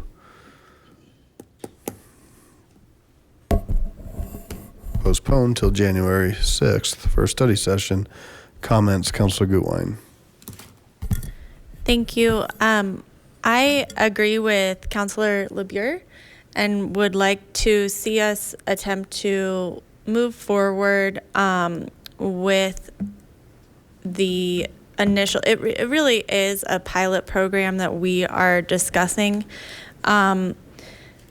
I appreciate that there are a lot of questions and concerns, and I think that they are valid. However, I think that at a certain point we will always have questions until you see how this is going to work in our city. I think we do have sufficient guardrails in place. I would want to continue to discuss potential amendments. And so at this time, I will not be supporting moving it until 2020. Thank you. I mentioned my concerns earlier, and I would echo that. I do see it somewhat separate, and I don't think we were able to really uncouple. We tried a little bit, the bike share from everything else, and that's a challenge. And last mile is really a challenge in first-tier suburbs. And it's really important for folks to have these opportunities, especially, I think, in Ward 2 and even in the Belmar areas. So, and who knows, with the way their model is, we may see new areas that we never would have thought of that are using these and allowing more mobility for more people in our community. So I will not be supporting the motion. Councilor LeBure? Yeah, I would just echo those comments. I won't be supporting the motion either. And I would also just add that I think that I would like to see the process continue to go forward and potentially look at what amendments some of us might have, because I think there are, you know, if people don't like the entire package or the entire ordinance here, I think there's carve-outs. I think there's other opportunities that we should be taking a look at. So I wouldn't want to end the discussion here. Thanks. So to that point, and I do appreciate Councilor Frank's in another regard, making the amendments from the dais can be messy, right? And when we know that we're going to have a lot and that could change a lot of different fundamental parts of this ordinance, I do worry a little bit about that and what that does. So I don't know if there's a continuance that could be sooner that would allow for people's amendments, and then it would just be postponed to a date certain, and we just pick up the hearing. If this motion failed, first, we'd still have a motion on the floor, but we could do that sooner. Our public hearing would be done, and it would just be those amendments brought back. Councilor Bida? Yeah, I would just say I think it makes sense to continue this and in some fashion to allow us to go back and make some amendments to the rules of the road, so to speak. And I think we should take time and let those sink in, apply to those that have scooters and electric bikes, and see how it works. And so that we would be dealing with it on a much smaller scale before we jump in head first into licensing these and having them all over. So I think we need to do this in stages. Take it one piece at a time. Let's get the rules of the road down correct. My biggest concern is mixing these on sidewalks and mixed roadway, mixed pathways. That's a big concern for me, and I think there's probably a way we can address that. But I think that's what we need to do before we jump into head over heels for licensing. So I'm supporting the motion. Thank you, Councillor Skilling. As was mentioned earlier by Mr. Hutchinson, at least half of this council had submitted pretty detailed, if not complex, questions regarding this ordinance. We were fully within inside the weeds on this. And then tonight we've heard from, I think, everybody up here who have had some pretty detailed questions as well. I do not want to, and I appreciate what Councilor LeBure said. I think that there probably are opportunities for numerous amendments, carve-outs, what have you. I'm not going to do that tonight unless I am forced to do so. I think it is much more, especially when we're dealing with something that is as important as this. Safety issues are paramount. Take our time. Perhaps to the mayor's point, it can be some compromise where it's not set out so far, especially if that's going to be a study session, because that would mean second reading then. I mean, you're looking at potentially a year out. And maybe, I'm trying to think of, I want it to be as public of a process as possible. And I don't want, so that means we need to have, I suppose, a study session, not just a continuance of a second reading, because what happens between now and the second reading? The public's not seeing everything that we're discussing, and I think it's important. So how about just doing a study session sooner? And then maybe the second reading is the thing that we kind of target for 6 months from now. And I think that's doable. Study session between now, maybe 3 months from now, and then a couple months after that, we vote on it. I think that's the compromise that I think addresses everything that we've heard on this continuance motion. Not mine, but thank you. You're always trying. Councilor Harrison? To that, thank you, Mr. Mayor. The one thing that I would be concerned about is we have elections coming up this fall. So one of the things that we might have a little bit of different look when it comes to, second reading. So I think to get both study session and second ordinance in the same time frame so that we don't have new people coming on board that might have to be re-educated, whatever. So we need to either do it as soon as we can to have the study session, get it done during our calendar year now, or wait until 2020 to do the whole thing, because we could have new faces. So, and this is a very important, I'm not voting no on the concept, but I'm voting because of all the questions that we've had tonight. I don't feel like I want to move this forward until we get some answers. So, Councilor Franks. Thanks, Mayor Paul. And I certainly wanted to say I respect that you took time with me before the meeting to meet. Certainly, we don't have the ability from here to carve this out. I did want to say that Councilor Harrison and I had kind of talked about that. The whole point is you don't want to split these things too far apart. You want to have some continuity. You're going to have some new folks, at least one, since we have one council member who's term limited. I think there's also, we're seeing daily articles in the newspaper. We're seeing other municipalities. I think there's a lot to be gained across that 6 months. And so I think that it is something that's good to move out. I also did want to just briefly talk on, I think as a council, we have to get a little bit better at giving staff direction. I know we've gone through 2 study sessions, but if I were staff and had listened to that conversation of 11 very different people and then tried to figure out what to craft, probably would have come up with something very, very similar, but that still doesn't address that some of us have different concerns in our area. So I think in the future, we may want to look at doing this slightly different on a topic that is this technically involved. We may want to have the study session, 1 or 2, whatever we feel is necessary, and then get that draft ordinance that really is meant to just kind of be that straw dog that just stand up, and because doing the the motions and all of that from the dais, it is not a great process, and also we don't get to craft the best language. It's done in a hurry. So while I appreciate this, again, I'm an e-bike owner myself and certainly work downtown. I see these devices being used all the time and people really enjoying them. It's not about saying no forever. It's about saying that we are charged with being responsible and making sure that we feel comfortable that what we've done we can represent to our community. And so I don't want to defer a bunch of things and say that staff will take care of it. Staff needs good direction from us to put in the proper guardrails, and then we certainly do need to put in the flexibility where then staff discretion comes into play. And for this one here, there's far too much staff discretion for me personally. So just wanted to, say all of that. Certainly I will be supporting moving it out to the date that we have already discussed. Mayor Pro Tem Abel. As Mayor Pro Tem, I made the motion because that's what Mayor Pro Tem does. However, I would rather that we not kick the can too far down the road. It's time we made a decision. We may have to crowd our calendar, but everybody thought tonight's agenda was quite heavy. And here we are, it's not even 3 o'clock in the morning yet. We're on our last item. I would suggest, and I would favor the mayor's suggestion that we go ahead and try to put this on our plate sooner than later and deal with it before this council leaves office.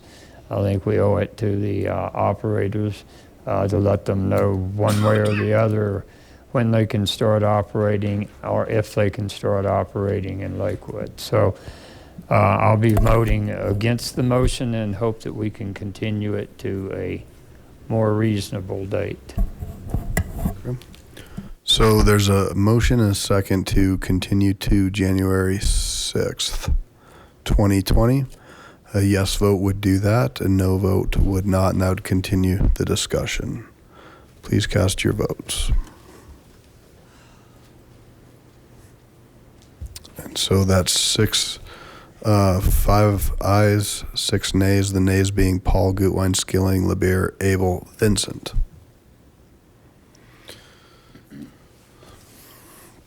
Mayor Pro Tem Abel.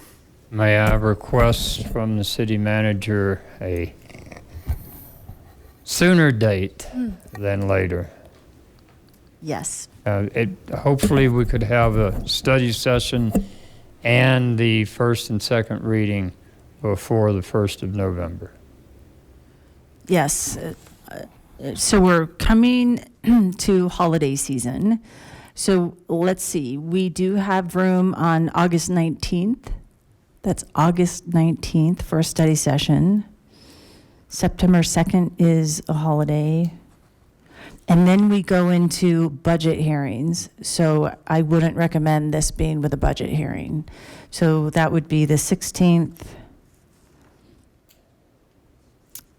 We can also, okay, so here's your options. So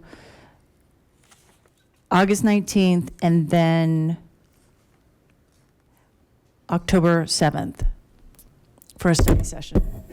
For first reading or second? Or both for a study session. I thought August 19th would be the study session.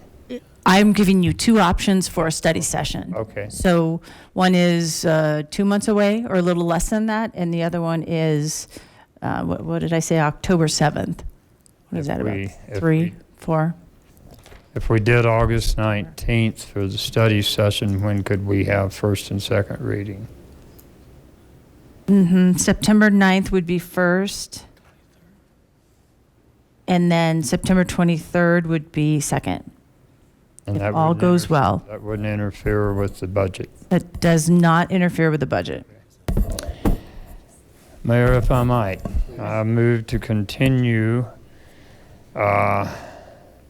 ordinance O-2019-27 and ordinance O-2019-28 to a date certain study session of August 19th with first reading scheduled for September 9th and second reading and public hearing scheduled for September 23rd.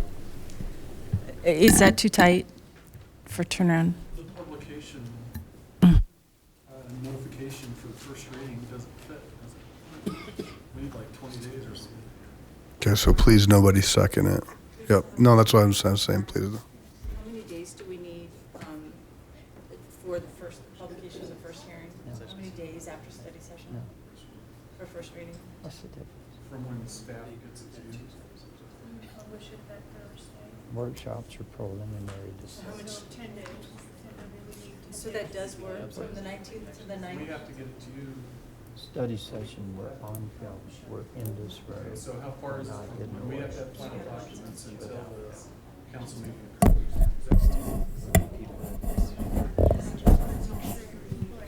Yeah, this doesn't work. I'm sorry, it's tough to do this on the fly. It's okay. With our prep time. You're fine.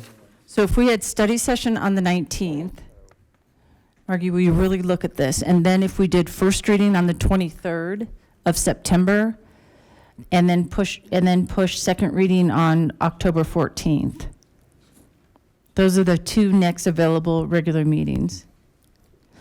Boy, that makes second reading with a budget hearing. That isn't good. Well, the idea would be with a third study session, right? And I'm talking to this council, a third study session, 2 years worth of input, already a community conversation. If we have a study session, we need to come back with something that's already almost baked, ready to go. And if there's not consensus to go forward with it, then it shouldn't move forward and therefore negate this situation we're in now. We have to get better at this. That's not to you, Ms. Hodson, that's to this body here. So, I mean, there's been an enormous amount of work done by our staff who employs professional traffic engineers, lawyers, police officers who have brought this to this point. And this group wants to change it, and that's you. We are the elected body, and that's certainly what we can do. But how do we get a better product forward, right? So that we're not having to change it 11 different ways. So, Ms. Hodson, for your recommendation.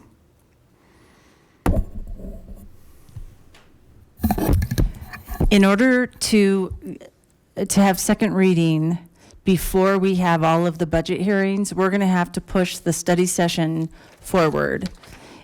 And we can do that on August 5th, but that is going to be a long meeting, August 5th. So that's the study session. I would like to suggest that all of these proposed amendments and all of the comments are forwarded to staff so that we can be prepared to consolidate all of that and let you and give it back to you and let you look at all those. So you've done some work in advance. So we're not continuing to struggle with this. So it's going to be a long meeting, but if we did study session on August 5th, and Margie, if you'd really follow me on this, and then we did, yep, and then if we did first reading September 9th, that gives us ample time for the preparation, and then second reading and the final hearing, hopefully, would be September 23rd, and we don't have a budget hearing on the 23rd. Yeah.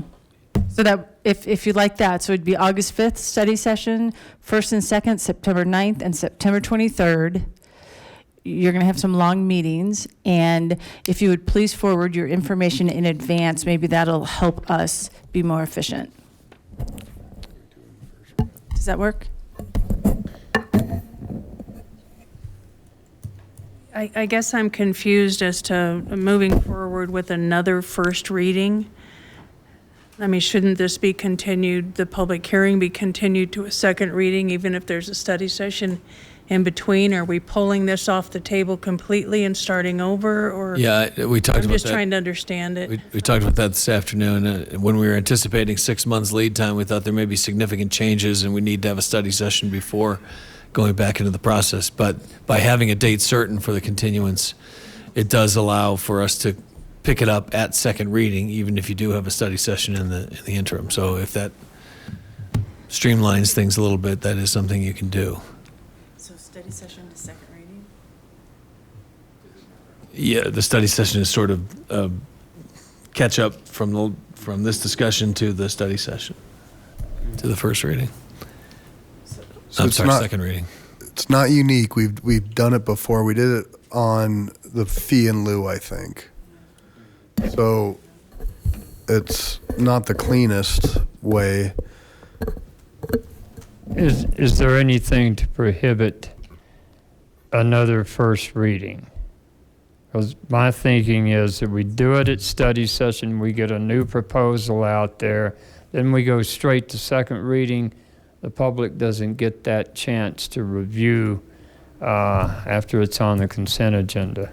That's kind of the dilemma, though. Our practice is obviously on first reading, you're just voting on consent to move it along to second reading. We don't have discussions on first reading typically. No, but it does serve as public notification with the final product. If we go straight from study session to second reading, we cut out that step where folks have the time to peruse the new proposal.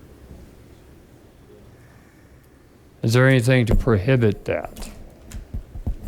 Well, again, not to prohibit, but in keeping with the custom and practice of not discussing items on first reading. If we're bringing it forward in its amended form or proposed amended form, and it's presented at that time, and people have a couple of weeks to prepare for the second reading, that's fine. But if the intent was to have a study session on first reading, in other words, to discuss it, that would be a problem. The idea is to have a study session, then have first reading where we don't comment, we just post the new ordinance, proposed ordinance, and then have a second reading.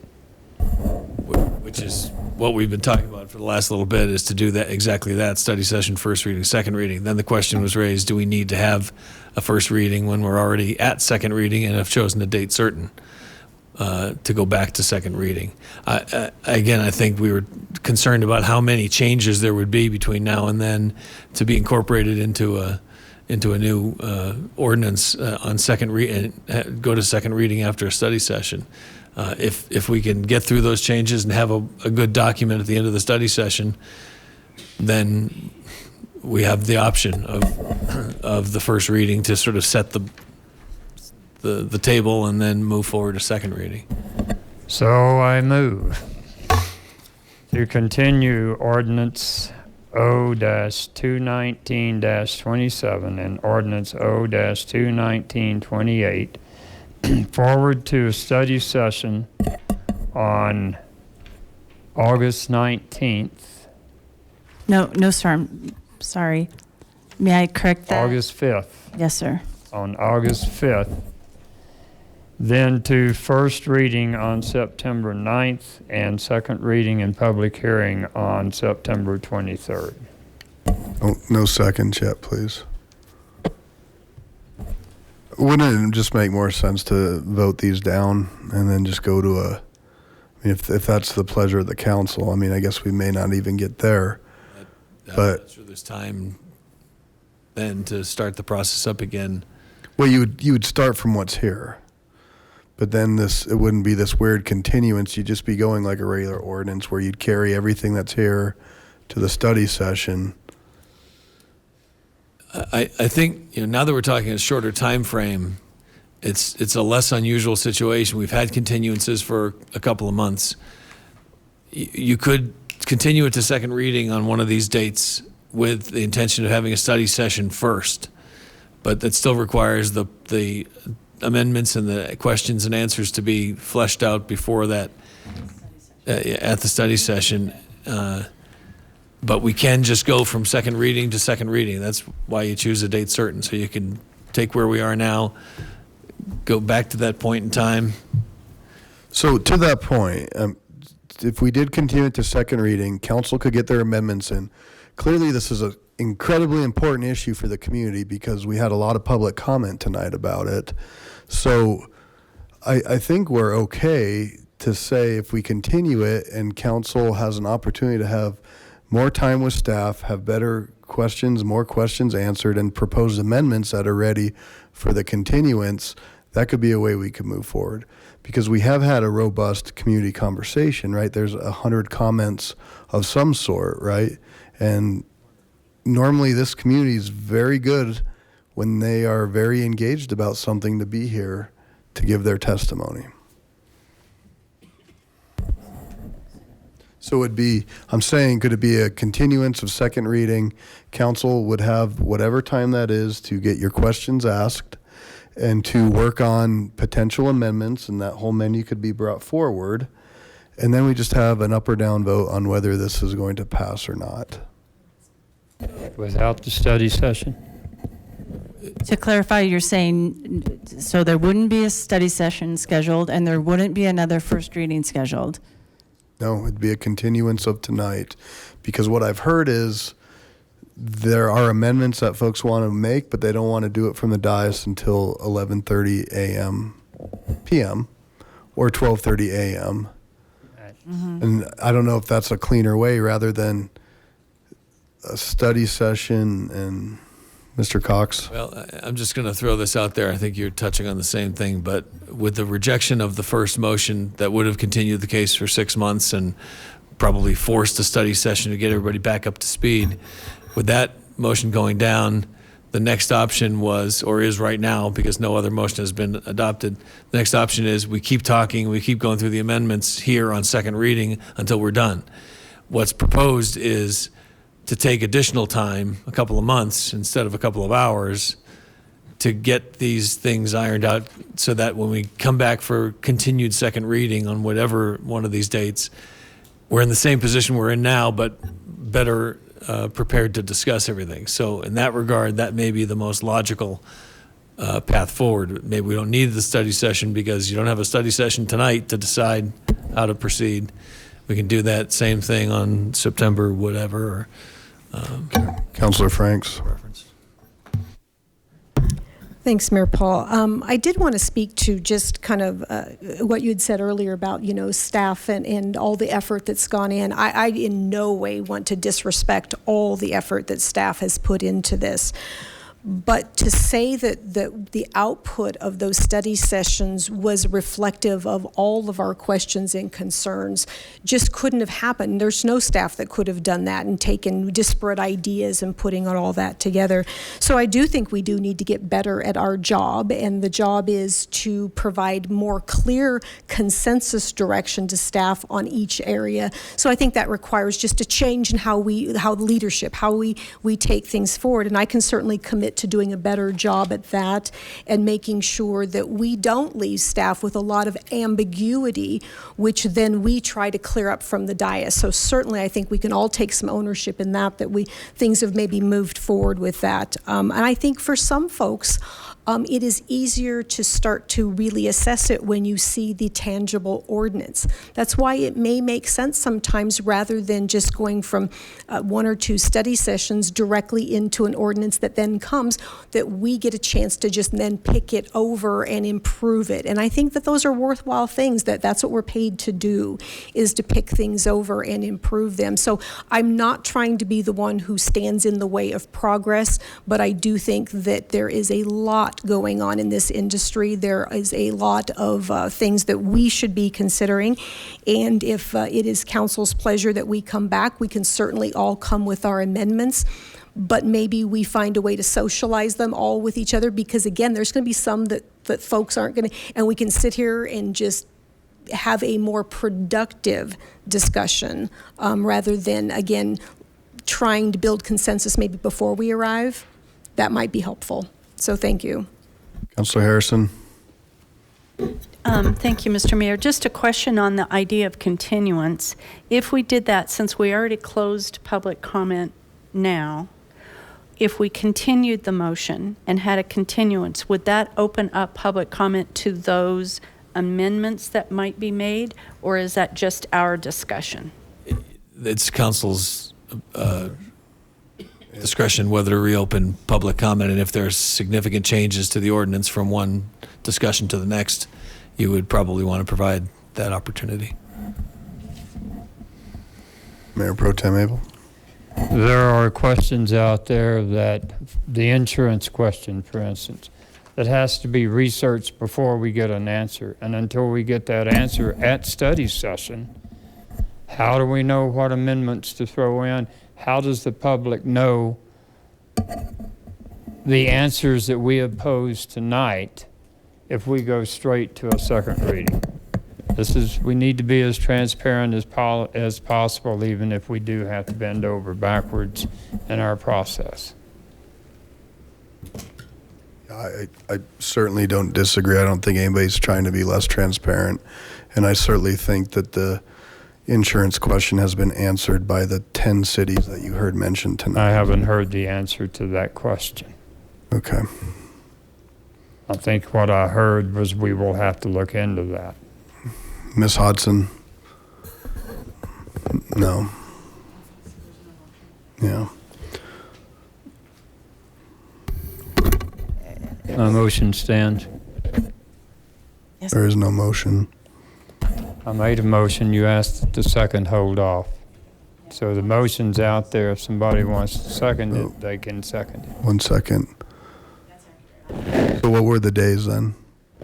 The days were study session on the 5th, first reading September 9th, second September 23rd. And I believe it was not seconded. Right. And I'm looking at Ms. Greer as far as functionality and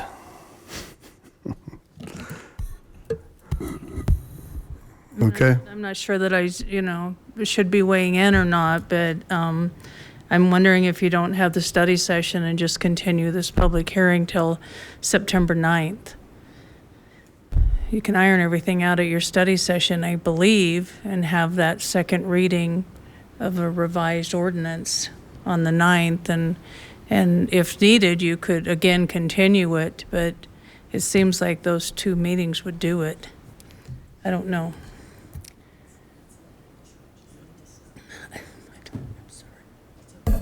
Was the 9th set aside for budget?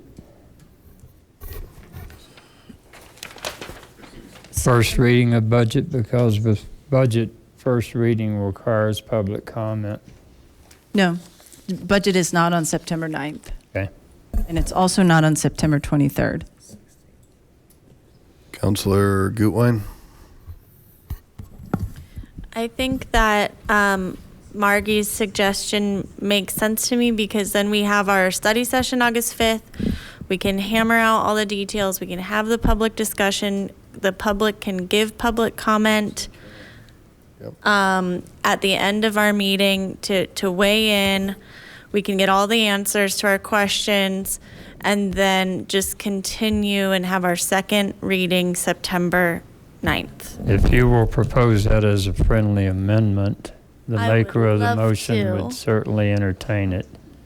I would love to make a friendly amendment to say, let's have our, do we include this? I think we need a second before we can entertain a friendly amendment. Second. Thank you.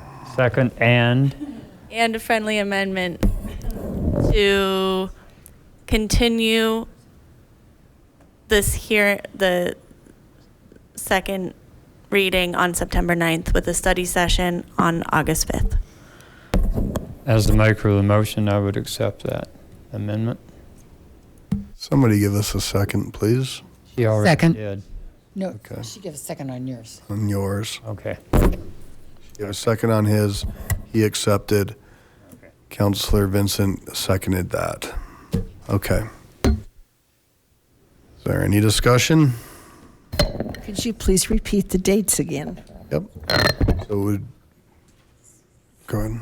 The study session will be August 5th with the second reading on September 23rd. No. I'm sorry, September 9th. So August 5th is the study session, second reading September 9th.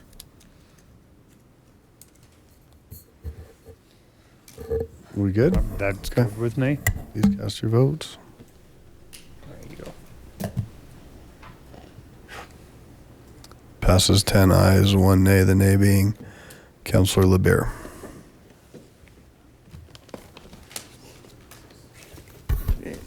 May I summarize one more time and just reiterate, it would be very helpful if each of you took the time to forward your concerns, your amendments, and any other language you would like to see included before the study session, and give us ample time, please, to incorporate all of that and share that back with you so that we're all very prepared for an efficient study session on August 5th. Shall we address these to you or Ben or Jay? They go, I think they go directly to Jay Hutchison, and then copy me on them. That way, if something gets lost, we both have a copy of it. But direct it to Jay Hutchison, please. Thank you. Yep. And I'd also say that we have industry folks that are available as well who are willing to answer any questions. Councillor Vincent. Yes, I'd just like to say to the council, it sounded like maybe some things were omitted that we thought maybe were in there. So maybe we should pay attention to what we thought we had given direction on and maybe didn't.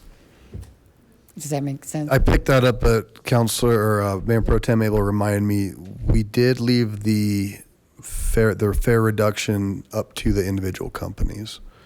So, okay. So there was a talk of putting that in the language, but we pulled that out, and because the company said that's something that they offer, so we didn't have to manage that. Okay. And Councilor LeBeer, you're comfortable with that? Well, he can bring it back forth. So, okay. Fantastic. Let's go to reports. Mayor Pro Tem. No report. Councillor Roybal. His cousin Mayor. Sorry. Almost midnight. Real quick, just wanted to thank everybody for coming down to our picnic in Ward 3 at Addenbrook Park. We really appreciate it. I know we had a bit of a challenge, but we had a little breakthrough in the clouds, and we got a little bit of sun. We squeezed it in, and we did great. Thank you. Councillor Gutwein. Thank you. I just want to touch on something that was discussed a little bit earlier about the incident at the baseball fields. And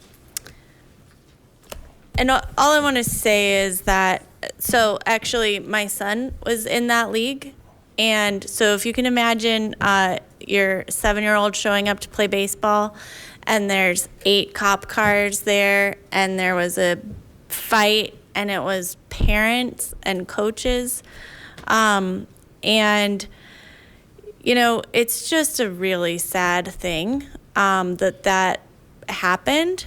And just want to reiterate a couple of things. One is the school was in no way involved.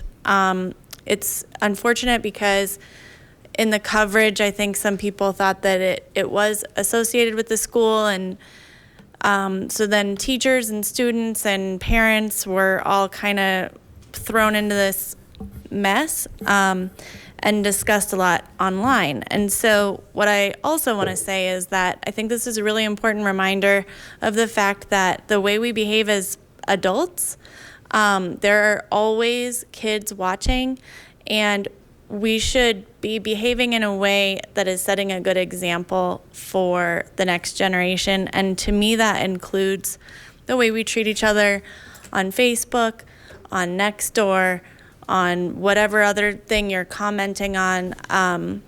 Let's just be kind and be good examples and help build a good community. And I really want to thank the school, Westgate, and their community for raising this issue, and then for all the work that they've done to really rebuild that community.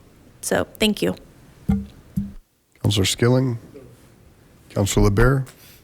Thank you, Mayor. I just want to mention real quick, some of our internet service providers have reached out to me and sort of taking us up on some of the challenges that we've sort of articulated in the neighborhoods.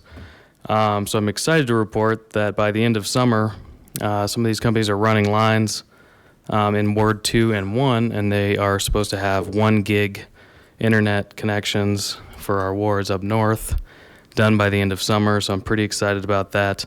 So it's a great time to start a business on Colfax or Sheridan and take advantage of new, faster streaming and new and being on the cutting edge of technology. So I encourage you to check that out. Thanks. Councilor Harrison. Just a reminder that Ward 5 will not be having our regular meeting the weekend of 4th of July, and I wonder why. That is because it is the weekend of 4th of July. So have a safe and happy 4th of July, and come see Big Boom Bash. That's hard to say fast. Thank you. Councilor Franks. Councilor Johnson. Ward 1 will have no July ward meeting. Councilor Bita. For Ward 3, our next ward meeting will be as regularly scheduled, 4th Saturday of the month, 9 a.m., Phillips United Methodist Church. Councilor Vincent. All right. Had the great opportunity to kick off the summer concert series with Hazel Miller. It's always a great time, sold out crowd. And I think what really resonated with me about Lakewood and that amphitheater is it's the only place I've seen where kids and parents and everybody can come down and dance on stage while the music's playing. And Jack Skilling helped me kick the event off, so that was nice to have him down. We had a great flapjacks celebration to really honor some of Lakewood's pioneer residents, I should say. So that was Saturday morning. I want to thank everybody who came out. National Civic League was in town for their All-America City Awards and had the great opportunity to participate in some of those events. And then a panel today with former Mayor Webb and Mayor Jones from Boulder. And want to remind everybody that there is an election going on, so your ballots are due back by July 2nd. I think you have to mail them by Wednesday to ensure that they will be here. So Wednesday, and it is 1 stamp needed. So that is all on the websites. But please get out, please vote. And then I just want to mention, I want to thank Councilor Franks. You've really been trying to help get us better organized.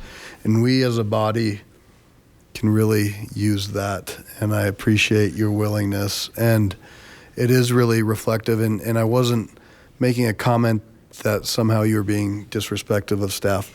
What I'm saying is our staff has a lot of work going on and takes this very seriously and brings forth these things. And we probably spent 50 minutes trying to figure out how we were going to continue it. So we as a body are trying to do better, but we can always improve. And if there's any suggestions, I'm open to those. And I think trying to get those questions in as soon as you can, as early as you can, is a really great way. And I know Councilor Franks has some other ideas on how to best get questions answered so all the council can see them. And I look forward to hearing about more of those. But when you look at our docket, we have got a lot of work to do. One of the great things about local government is we get things done. And let's continue to push forward and get things done, because there's a lot of great ideas and a lot of things in the hopper that this council wants to see, that we represent our residents and want, their goals accomplished. So let's keep powering forward and see if we can find a better way to, when we come to second readings, we're ready to go. If you're on board, you're on board. If you're not, you're not. That's fine. That's the way we go. But trying to get a lot of that pre-work done and helping staff out as much as possible with as many questions and suggestions. They're very good about getting back to us and being very thorough. So that's all that I have to say. Ms. Hodson, do you have anything else? Mr. Cox, thank you for your report too, Mr. Cox. Yeah. All right, so we will adjourn. Agent Wright, thank you. I guess this was your first meeting. And Agent Countryman, who already left. So we'll adjourn at 10:54.